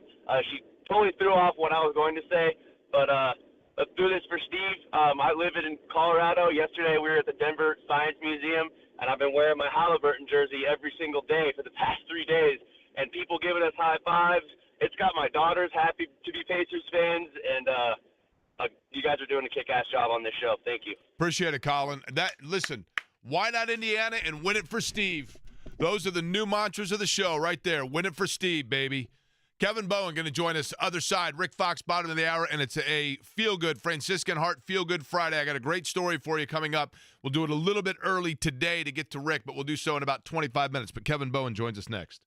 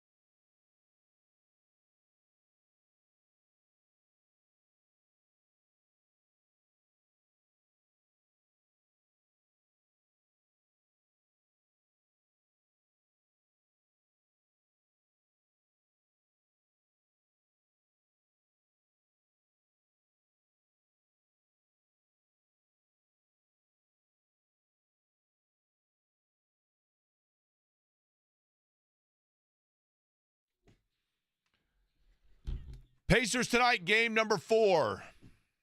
They have a chance to take a stranglehold on the NBA Finals. And the line that I keep saying, they get their toe in the water of the first championship at the NBA level in the history of this franchise if they are able to win tonight. But that, of course, is a tall task when you were talking about going up against one of the best teams in, the last 20 years in the NBA, probably, in the Oklahoma City Thunder. And there's a lot they have to do. They got to keep Shai Gilgeous-Alexander in space like they did in Game 3. They've got to control Chet Holmgren late in the game like they did in Game 3. And they probably need to get a big game from somebody along with Siakam and Halliburton like they did in game number 3. And as Judy just called in, there are a ton of reasons why we want to see the Pacers win, but now winning for Steve Claudefelter, who passed away on May the 15th after a 20-year battle with Parkinson's. That's just one of the storylines that make this special and make this run special. Joining us now, you hear him each and every morning on The Morning Show, along with James Boyd and Jeff Rickard. Kevin Bowen joining us. Kevin, would you say that your emotion going into this game tonight is one more of optimism or nervous energy? That's a good one. Definitely a little bit of both would be the easy cop-out. But I genuinely feel very optimistic. I think it'll be Pacers in 6. So I guess if I had to play out the next 2 games, I'd say win, loss, and then close it out coming up on Thursday night. So, yeah, I feel good. And, I think the short turnaround, the only one in the series, benefits Indiana more, especially with how you saw the Thunder just kind of wilt late in that game. So, yeah, I would say a healthy amount of nervous energy, because if he ain't nervous, he ain't human, but also genuine optimism that isn't rooted in homerism, I think, is probably how I would go. Kevin, let's go back to game 3 and then set the stage for tonight. Matherin's a guy that you have been, you've been a Matherin guy from the get-go, right? Build thy statue. Build the statue, right? And there was a while where you had the bronze and the clay was actually in a box somewhere, but now you're ready to bring it back, right? Yeah, we had some third-party issues and just making sure we had staffing and everything. You know how that can be. Sometimes that can be a little bit difficult. But yeah. What more can you say?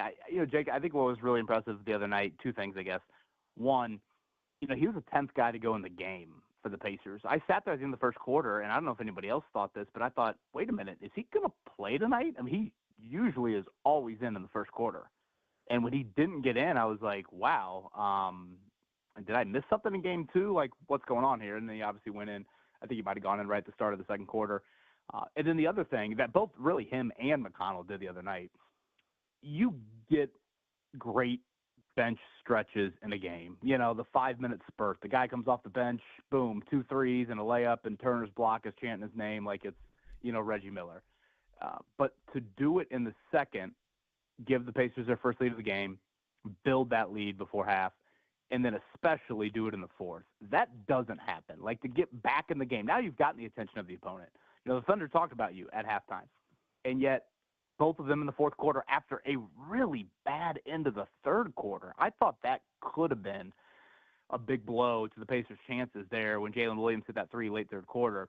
And I think McConnell and Matherin, I want to say they had 12 of the first 14 then in the fourth, and then you could keep Tyrese, on his normal minute count and not have to put him back in the game early on. I just thought that was absolutely massive. So, yeah, Matherin, what more can you say? Obviously, he causes some stress at times, but he is a very, very unique talent. I say that across the NBA. I don't think there's many guys like him that have the microwavable 3-level scoring ability that he does. It's a great gift. It's a unique gift, and I think it's one that complements, so many of the great attributes his teammates have.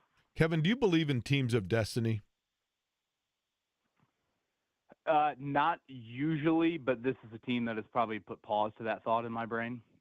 There is something different about it. I just, and they are very good. It's not, it's not like, I think it's selling them short to say that this is some fluke run. They got to the Eastern Conference Finals a year ago. They brought the same group back. Matherin's healthy. There's a lot, but And I think that we got thrown off the scent in the first quarter of the season because you didn't have Neesmith and Nembhard playing, and now and I think the reason that was so important was because this is a group that you need all of the parts running together, and then the engine is beautiful. But you take one piston out and it changes everything.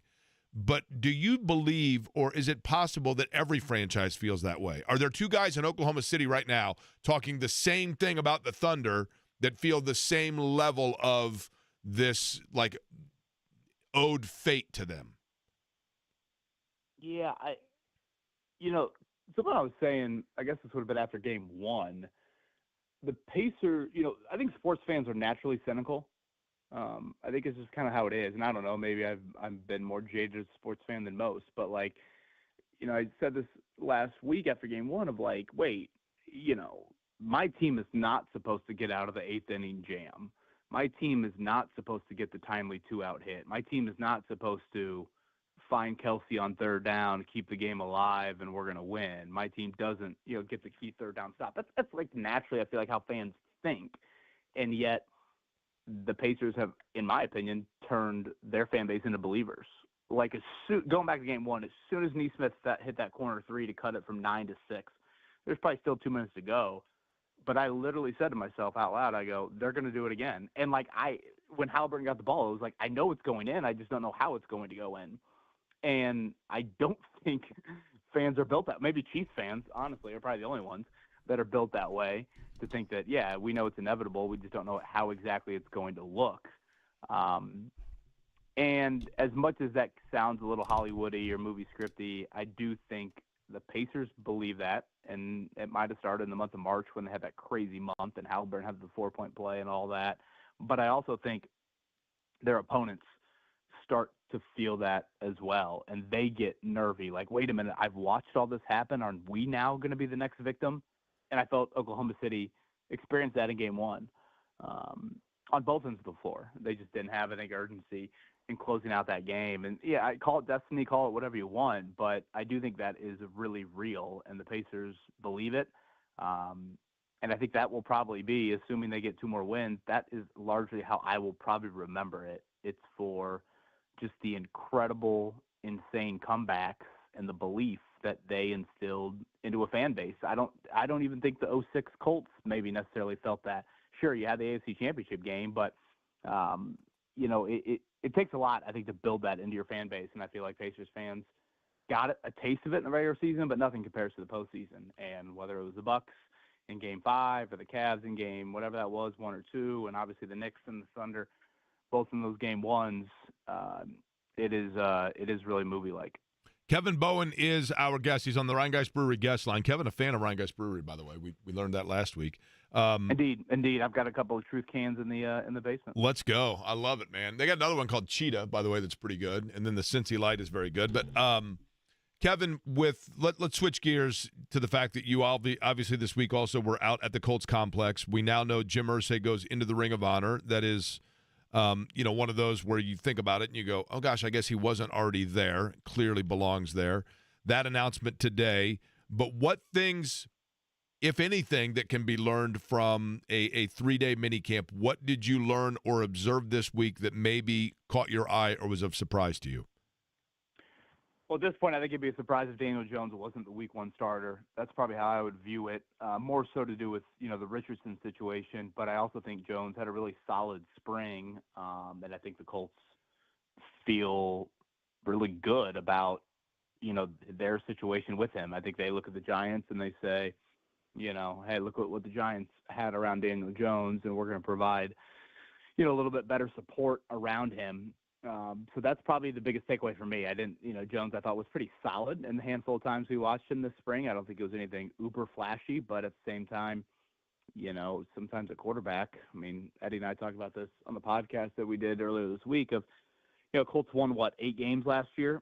If they just got steady quarterback play, methodical quarterback play, boring quarterback play, a lot of people would say 8 would turn into 10 or, maybe even more. So would that be enough to get you in? Now, I still think you got an offensive line question.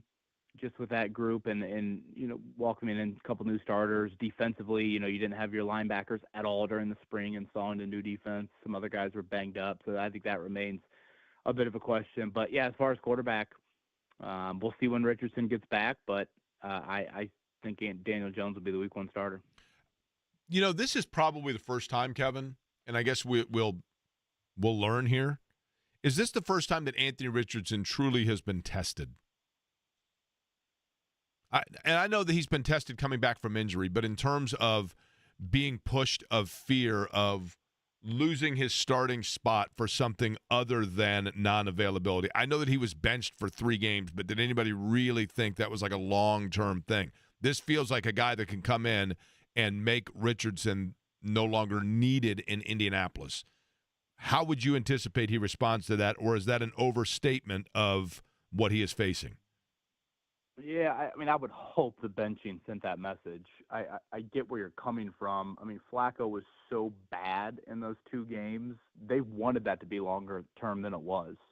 But Flacco was just so bad that they had to go back to Richardson. So, wake-up calls at the age of 20, 21, 22, those probably sound a little differently than they do even at 30, 31, 32, or later in life. So, yeah, I would think it would be a huge wake-up call. It's unfortunate, but it is reality because availability has been such an issue for him that, he really had won a little bit of the second practice before this happened, and he didn't even really give a chance to prove himself. Now, again, he's had 2 years to keep the Daniel Joneses away or, not have a $14 million investment happen at quarterback that's not named him, and of course he hasn't been able to do that. Now, devil's advocate might say, well, is Daniel Jones really going to keep the starting job for the entire season? And, what will that look like if and when Richardson gets another chance? But we are back to the, there's probably 5, 6 legitimate questions you have with Richardson, and now we're back to the right shoulder. I hadn't thought about the right shoulder in months. It's not like he had an issue last year with it. He had other issues on and off the field, but not the right throwing shoulder. This is a, operation he had 20 months ago. This is supposed to be gone, done, swept under the rug. You're not thinking about it anymore. And for it to develop, and now you've got to ease him back into throwing, that is not good. To fly out to L.A. and go see his doctor again, none of that is ideal and supposed to be good. So, I just think they've added questions to it, and he can have great mental resolve. He could be whatever, the most mentally sound individual you've ever seen, but if the right shoulder doesn't function, that's not going to do anything. So I just think we've added or re-added, I guess, questions to the Richardson dynamic. Are we amidst, Kevin, the busiest and most newsworthy 1-month period in the history of this city's sports trilogy? You go from the 500 and everything, with Team Penske into the loss of Jim Irsay, into the re-injury of Anthony Richardson, all while now 2 wins away from an NBA title. It's pretty unbelievable, isn't it? Yeah, and I would add, too, and you can speak this better than I, you didn't even mention Caitlin Clark. Well, yeah, obviously with her being hurt, maybe that but yes, obviously right. the emergence in year 2 of her, she's back. We're talking about the Taylor Swift of sports, just in terms of what she draws. It's funny. I did a Sirius XM hit, I don't know, a couple weeks ago, and the lady host introduced me, and now we're going to the sports, center of the universe, or what? And I'm like, wow, yeah. I guess you did text me out of the blue on a June 1st night for a reason, and I'm thinking to myself, that doesn't usually happen very often. So, not that, you are staying up until the wee hours of the morning, thinking about what you're going to talk about on air because you have an incredible gift of, showing up at 11:48 and being able to execute that. But why do you have to diminish what I do, Kevin? You just totally diminished my job. Well, I don't know if any of this is compliments, by the way. I don't think there's been one time that I have sat there at night here in the last month, certainly, or driven in the morning and thought to myself, wonder what we'll talk about. Yeah, I'm like, no man, question. we really only have one thing to talk about today. And obviously when your team's in the NBA Finals, yes, but I feel like at times we didn't do the Penske story enough justice. I feel like at times we didn't do the Jim Irsay story enough. We probably haven't talked about Anthony Richardson and Daniel Jones enough. But again, all of that, takes a backseat when, you and I have talked about this before. I don't know if it's the generational aspect of like ABA Pacers so alive and well, and that probably got passed down to me, speaking for my family, whereas the Colts, they weren't necessarily. I mean, they weren't here obviously till '84, but to me, there's just nothing like a Pacers run in this town. And yes, the '06 AFC title game probably takes the individual cake from a sporting event standpoint, but the overall run of it and the potential of Thursday night having it clinched in your own city, I mean, boy, there's just nothing like it, frankly. Yeah, it's pretty awesome. And it's been, I think everybody knows the summer months are the months in sports talk radio sometimes that become, challenging for content. Like you said, it's when a lot of us will work in vacation, and then you look at it and you're like, I don't know when that's going to happen, right? Because it's just been one thing after another after another. But I'm here for it. I love it. I'm nervous for tonight, Kevin. I'm not going to lie to you. I'm nervous for tonight. There's so much that I go back to that kind of emotionally, just to be this close to it. And, I've seen the games, Spike Lee showing up and then Vern Fleming gets stripped on a layup, and you go back to New York and you lose in 94. And, the Indy 500 game this year, with Miami and with New York and the wind going out of the sails by the third quarter. I've seen it before, and that's why I'm nervous. But at the same time, I'm excited and optimistic because it feels different. It just feels different. But man, you know me, Kevin, like we were around each other every morning during different runs, and I'm pretty stoic when it comes to rooting interests for teams. But I've thrown it all to the wind, man, because I just want it that badly. Tonight's going to be special, I hope, right? And I just think, and I understand all of that. And as you were mentioning it, I was like, boy, the Tayshaun Prince block, and Paul George breaks his leg. I mean, like when you start to go down the list, and you obviously laid out a ton of others, it's like this team is different. This gets back to what we were just talking about. Like, call it destiny, call it what, but when it's what time, when the defense chants get even louder, when the last media timeout happens, when the game starts to get a little bit slower, and a timeout here in the final minute and a timeout here with 2 minutes to go, the Pacers make every single play. Like it's just a totally different feel. Like I think Colts fans back into the '06 title game, you still felt the nervous energy. And again, if you did a poll of it, optimism or nervous energy, I feel like the optimism would get a much bigger percentage than it normally should. Like, I guess the Chiefs are the best kind of present day analogy of like when you're facing the Chiefs, it feels inevitable that you're going to come on the short end of the stick. You're right. And now I feel like with the Pacers, as long as you can get it in the clutch, which they didn't in game 2, and that's why I was real nervous at the start of the fourth quarter the other night, because when Oklahoma City got on that run, I'm thinking, oh boy, is 5 now going to snowball to 10? And you're going to try and, get it to single digits the rest of the way, and that's just a tough mountain to once again climb. Sure enough, McConnell and Mathurin did it. You got it in the clutch, and McConnell has one more steal, and Halliburton hits the 3, and Turner's big blocks, and Neesmith hits the dagger, and Toppin has a tip dunk. I mean, once again, they make all the plays, and the Thunder have one field goal in the final 5 minutes. So I hear you out, but this is just a team that has turned their fan base into believers, and that doesn't happen in sports. Well, we hope that we're believing tonight. Either way, though, it will be a topic of discussion on Monday, hopefully talking about the Pacers with a 3-1 lead, but we shall see. Kevin will be there, of course, with Jeff Rickard and as well James Boyd talking about it on Monday on The Fan beginning at 7 a.m. Kevin, enjoy the weekend. Enjoy the game tonight, all right? You bet. Enjoy Gateway. Thank you, boys. Appreciate it. Kevin Bowen joining us on the Rhinegeist Brewery guest line. By the way, it is a Friday, and we are closing in on the bottom of the hour. You know what that means. It is time for a Franciscan Health Feel Good, Good for the Heart Friday. Franciscan, the #1 heart program in Indiana for cardiology by Health Grades, #1 in Indiana for interventional coronary care and major cardiac surgery by CareChex. With affordable heart scans for just $49, there is no reason you could self-refer, pay out of pocket. You get a free heart health risk assessment included with every screening. In particular, if you are overweight, a former or current smoker, you've dealt with diabetes, then definitely you want to get the scan. But I would say anybody, certainly if you are 40 or over, just the peace of mind of getting that scan and getting yourself started on the right path when it comes to cardiovascular health and cardiology is so important. And I appreciate so much Franciscan and their partnership with us and letting me spread this word. In addition to that, coming up next week, we're going to have get you more information on just the term heart disease. You know, for me, when I had a heart attack, it was so sobering to all of a sudden hear that for the rest of my life I was going to be labeled as having heart disease. And I thought, well, I've never had any disease. What exactly does that mean? And what can I do about it now? What could I have done before? What could I do, after?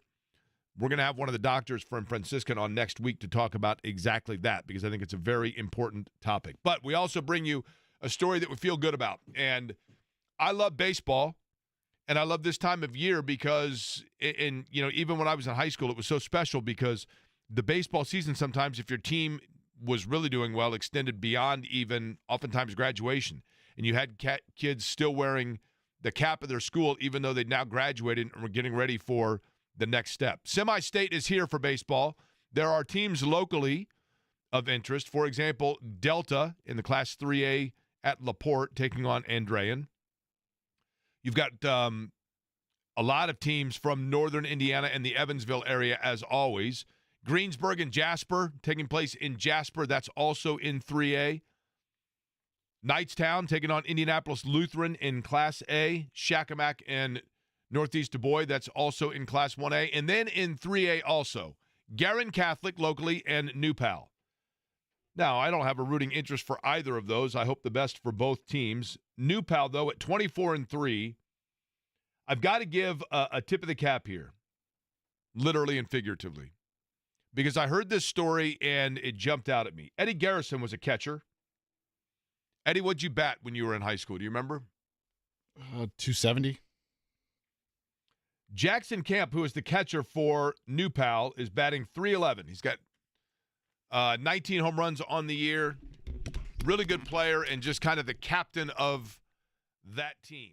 And a reason why the Dragons now at 24-3 are in the semi-state and trying to win themselves a state title. But the most important thing about that is the fact that baseball, perhaps in the discipline of playing the catcher position, seeing the field, being that coach on the field, that discipline might be the reason why a kid who at one time simply dreamed of developing airplanes and being an aerospace engineer, didn't we all think of that when we were kids? That's the reason why he has not just a .311 batting average, but how about a 4.1 grade point average, and will take his team into the semi-state as the valedictorian of New Pal High School.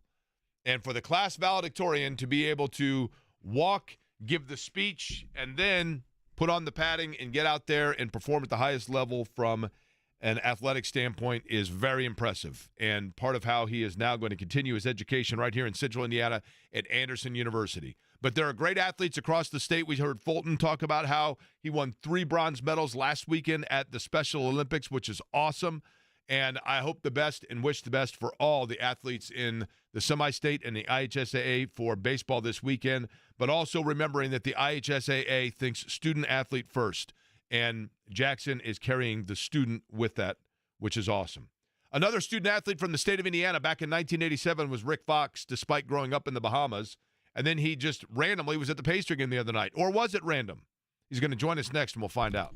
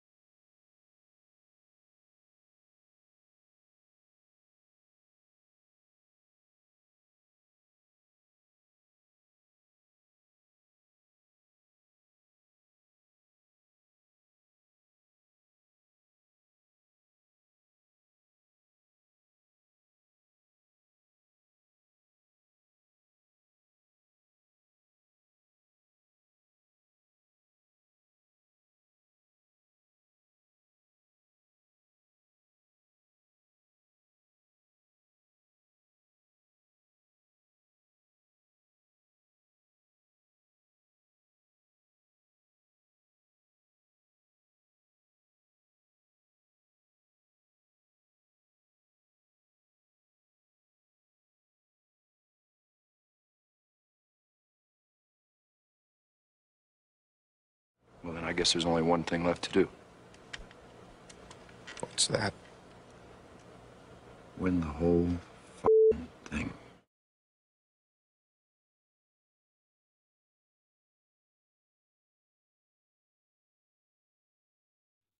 So here's what's funny. Okay, explain this to me because we could have a breakdown in communication here, okay?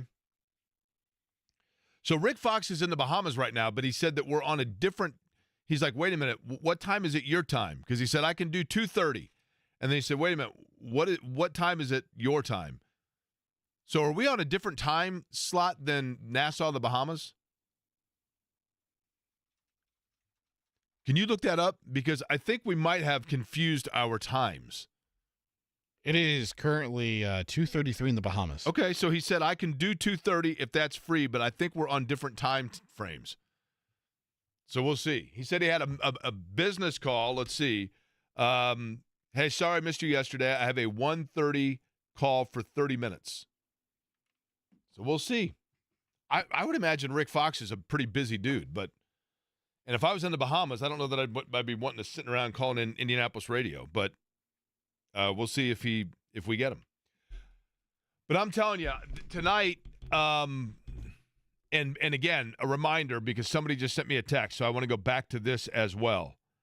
Hey, Jake, thank you for encouraging listeners to get their $49 heart scan. I got mine a few weeks ago. It was a piece of cake, and the team was awesome. I've shared with anyone who would listen, and now I'm hearing back from some who got theirs after I talked about how easy it was. Go Pacers, why not Indiana? Yep. And that is very much appreciated. The fact that people have come up to me to mention to me that they got a heart scan, it is very, very easy to do. And, you know, I made mention of it, and I will mention it again before we sign off today. There is an element of the heartstring that ties and pulls and tugs on you with this Pacers run. Because we heard from Judy earlier and her husband, Steve. We want to win it for Steve. And there are so many people like that. I know so many people who the Pacers have just met, you know, in this town. It is a little bit different than the Colts, just in the fact that, you know, I don't know. I think there are a lot of people that just kind of felt like or thought this would never happen, to be honest with you, that they would be this close. And even this year, I think people are just coming to grips with it. It's still surreal of like, wait a minute. Is this really, are they really this close? Are they really on the cusp? Is this really happening? It's a very bizarre thing. And I think that it takes a minute to kind of set in because it feels that strange and that surreal and that surprising. I so want that the building tonight is going to be electric. And I know that the weather hasn't been great for, you know, all the festivities out front, you know, and the viewing parties and things like that. I realize the weather has not been great, and maybe, but for the people, and I know that how fortunate we are that those that are going to be able to go to the game, and you know what a privilege that is.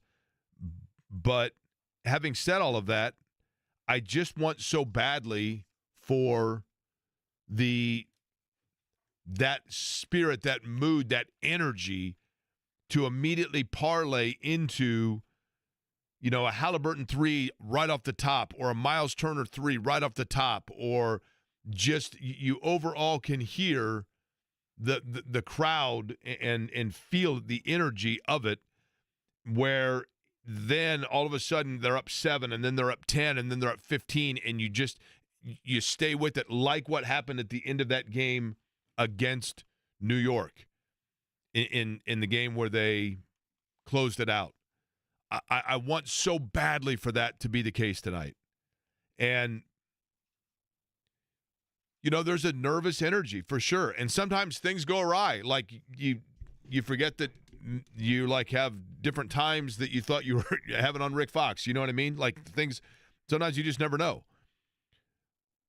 But Eddie, your feeling on it, you feel good, you don't feel good? I feel great.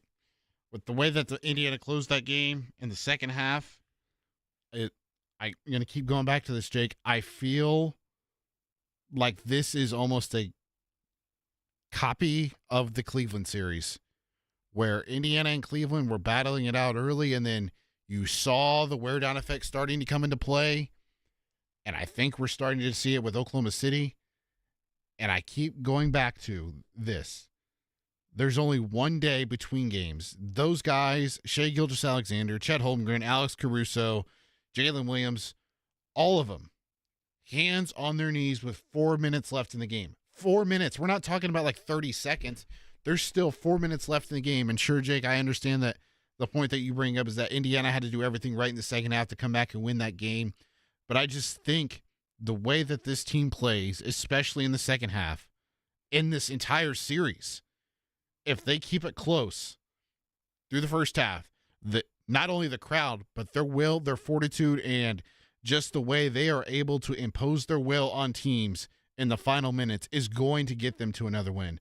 And with the way they change things up in the second half and having Andrew Nembhard defend Shai Gilgeous-Alexander, it'll be interesting to see how Oklahoma City counters that, because they were moving Nembhard to the back of Gilgeous-Alexander whenever a screen started to come, and so that the screener couldn't screen Nembhard, and they couldn't hand if there was somebody, Hartenstein was on the wing trying to get him the ball on a dribble handoff, he couldn't do it, and the backdoor cut wasn't available for Gilgeous-Alexander because Tyrese was in drop coverage, taking away the passing lane to the backdoor cut.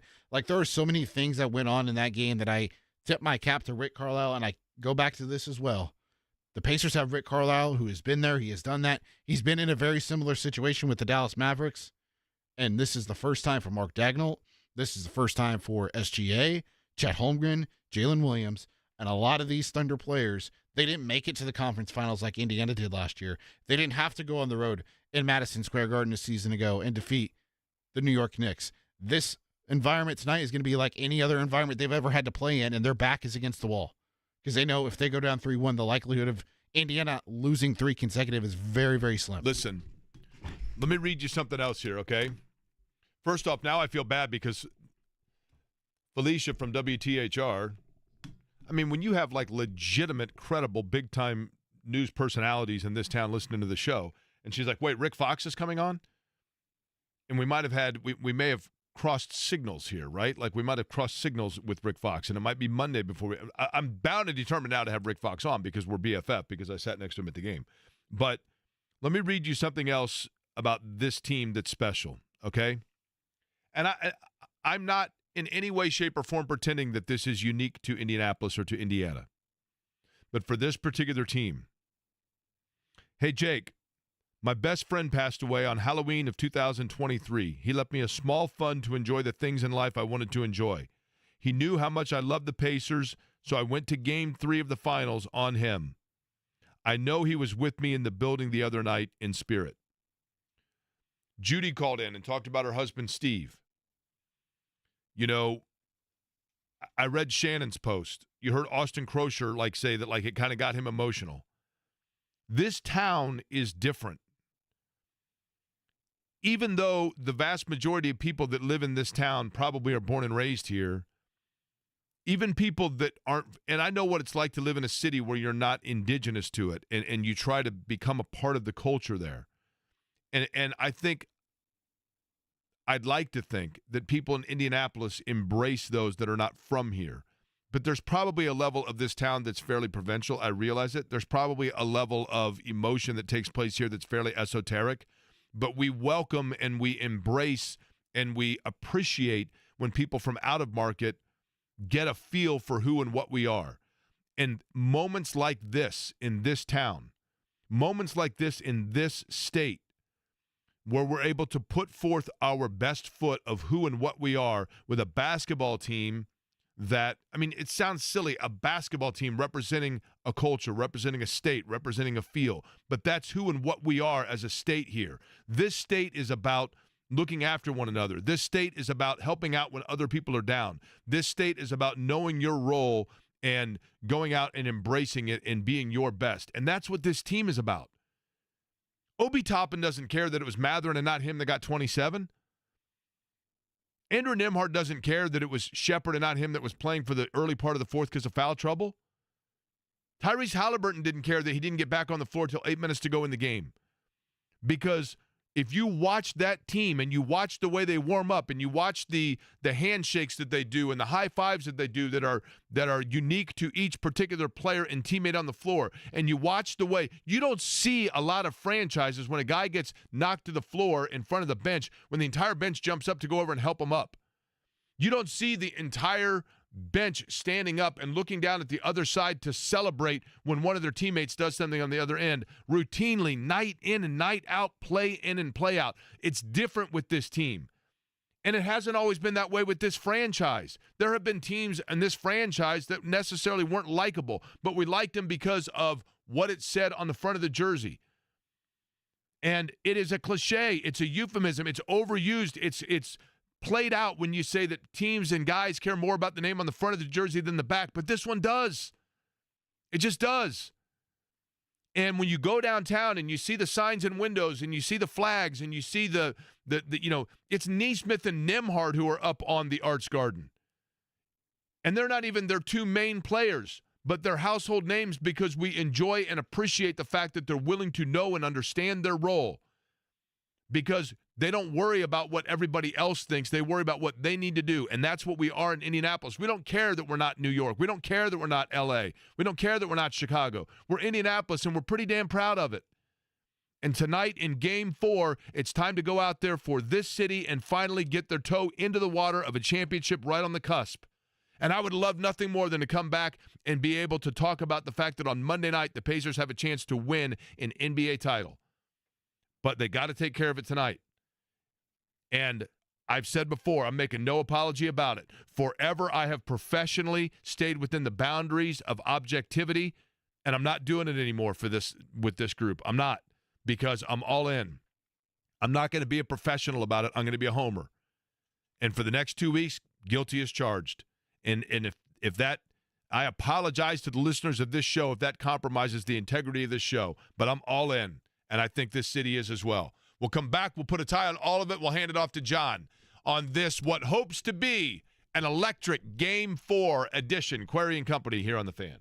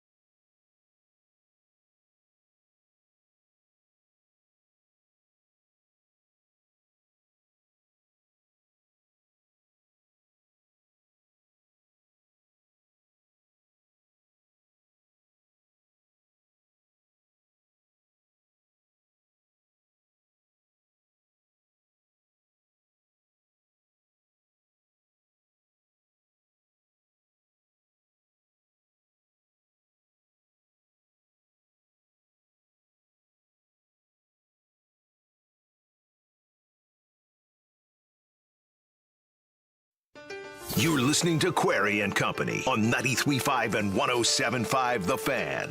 Forget about the crowds, the size of the school, their fancy uniforms, and remember what got you here. Halliburton for three! Three ball! Oh! That did not happen! Halliburton has it with three, driving with two, pulling up, and hitting! Focus on the fundamentals. Driving the lane, Williams back to Holmgren, and Turner made him eat a three. We've gone over time and time again. And most important, don't get caught up thinking about winning or losing this game. If you put your effort and concentration into playing to your potential, to be the best that you can be, I don't care what the scoreboard says at the end of the game, in my book, we're going to be winners. Checkmate! Checkmate! Okay?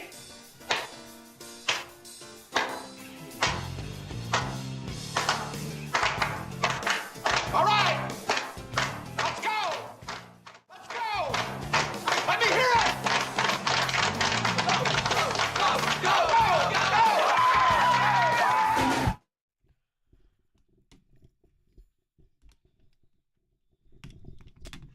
Eddie Garrison putting it together. Pacers tonight, game number 4 with the Oklahoma City Thunder. And I know it. Listen, I know it, folks. I know they still have 2 games to go. I know that winning tonight doesn't do anything other than get them on the brink. And I know that I've said in every round of these playoffs that the knockout punch is the hardest to land. It is. I thought it against Milwaukee. I thought it against Cleveland. And I thought it against New York. But the bottom line is, to quote the great Joel Cornette, when it comes to the Indiana Pacers, and every time that I thought the knockout punch was going to be the hardest to land, and I thought that they were going to have their hands full with Giannis, and I thought it was going to be difficult against that talent depth when Mobley came back against Cleveland, and I thought it was going to be a challenge against Jalen Brunson and Karl Anthony Towns in New York. And to quote Joel Cornette, we are still here. And I say we, sure, it's the Pacers. I don't play for them. You don't play for them. But they've captivated us. And we're all a part of it. And I'm going to read one more time because it's special to me. I'm not going to lie, but I think it should be special to everybody because of what it means and what it represents. I'm going to read one more time. I didn't even know that she had posted this when I was at the game. Maybe there's a reason. In game number 3, I'm sitting there and I'm watching the Pacers win a finals game at home in a dramatic fashion. And I got a little bit emotional, and I saw how excited Shannon was, and obviously that means a lot to me. Her dad had worked for the Pacers for a very long time, the majority of his professional career. And I got home that night, and during the buzz of all of it and everything else, I'm looking through it, I'm scrolling everything, and I'm soaking it all in, and I see this from her. I cannot wait for the Pacer game tonight. I want this for the ABA Pacers, for the old school NBA Pacers, including my dad. I want this for the Simon family, Rick Carlisle, and this Pacers team. I want this for every person who worked for the Pacers or is currently with the Pacers now. I still feel like this is family. And I want this for all the loyal Pacer fans. Let's go. It is a family. And we're a part of it. Just by watching it and talking about it and calling in and sharing the excitement on this radio station and this program. And it's a privilege and it's an honor to be able to talk about things of sports in this town, but especially when we're talking about something that makes us feel as good as this basketball team. John is at Pivot across from Gainbridge Fieldhouse. He will be there until 8 o'clock tonight broadcasting. Perfect chance to come by, get ready for the game, or just simply watch the game, soak in the atmosphere, stay there late, whatever it may be. But tonight, I hope it is a city celebration, and I hope we're talking on Monday about the fact that the Pacers are right on the brink. Or we might be talking about the fact that it's been since March 10th that they've lost back-to-back games, and all they've got to do is continue that streak to get themselves still win number 3 coming back to Indianapolis. We shall see, but it's a big one tonight. I'm here for it, and it's been an honor to talk to all of you about it for the last 3 hours. Pacers go out tonight, win it for Steve. Why not Indiana? John's up next.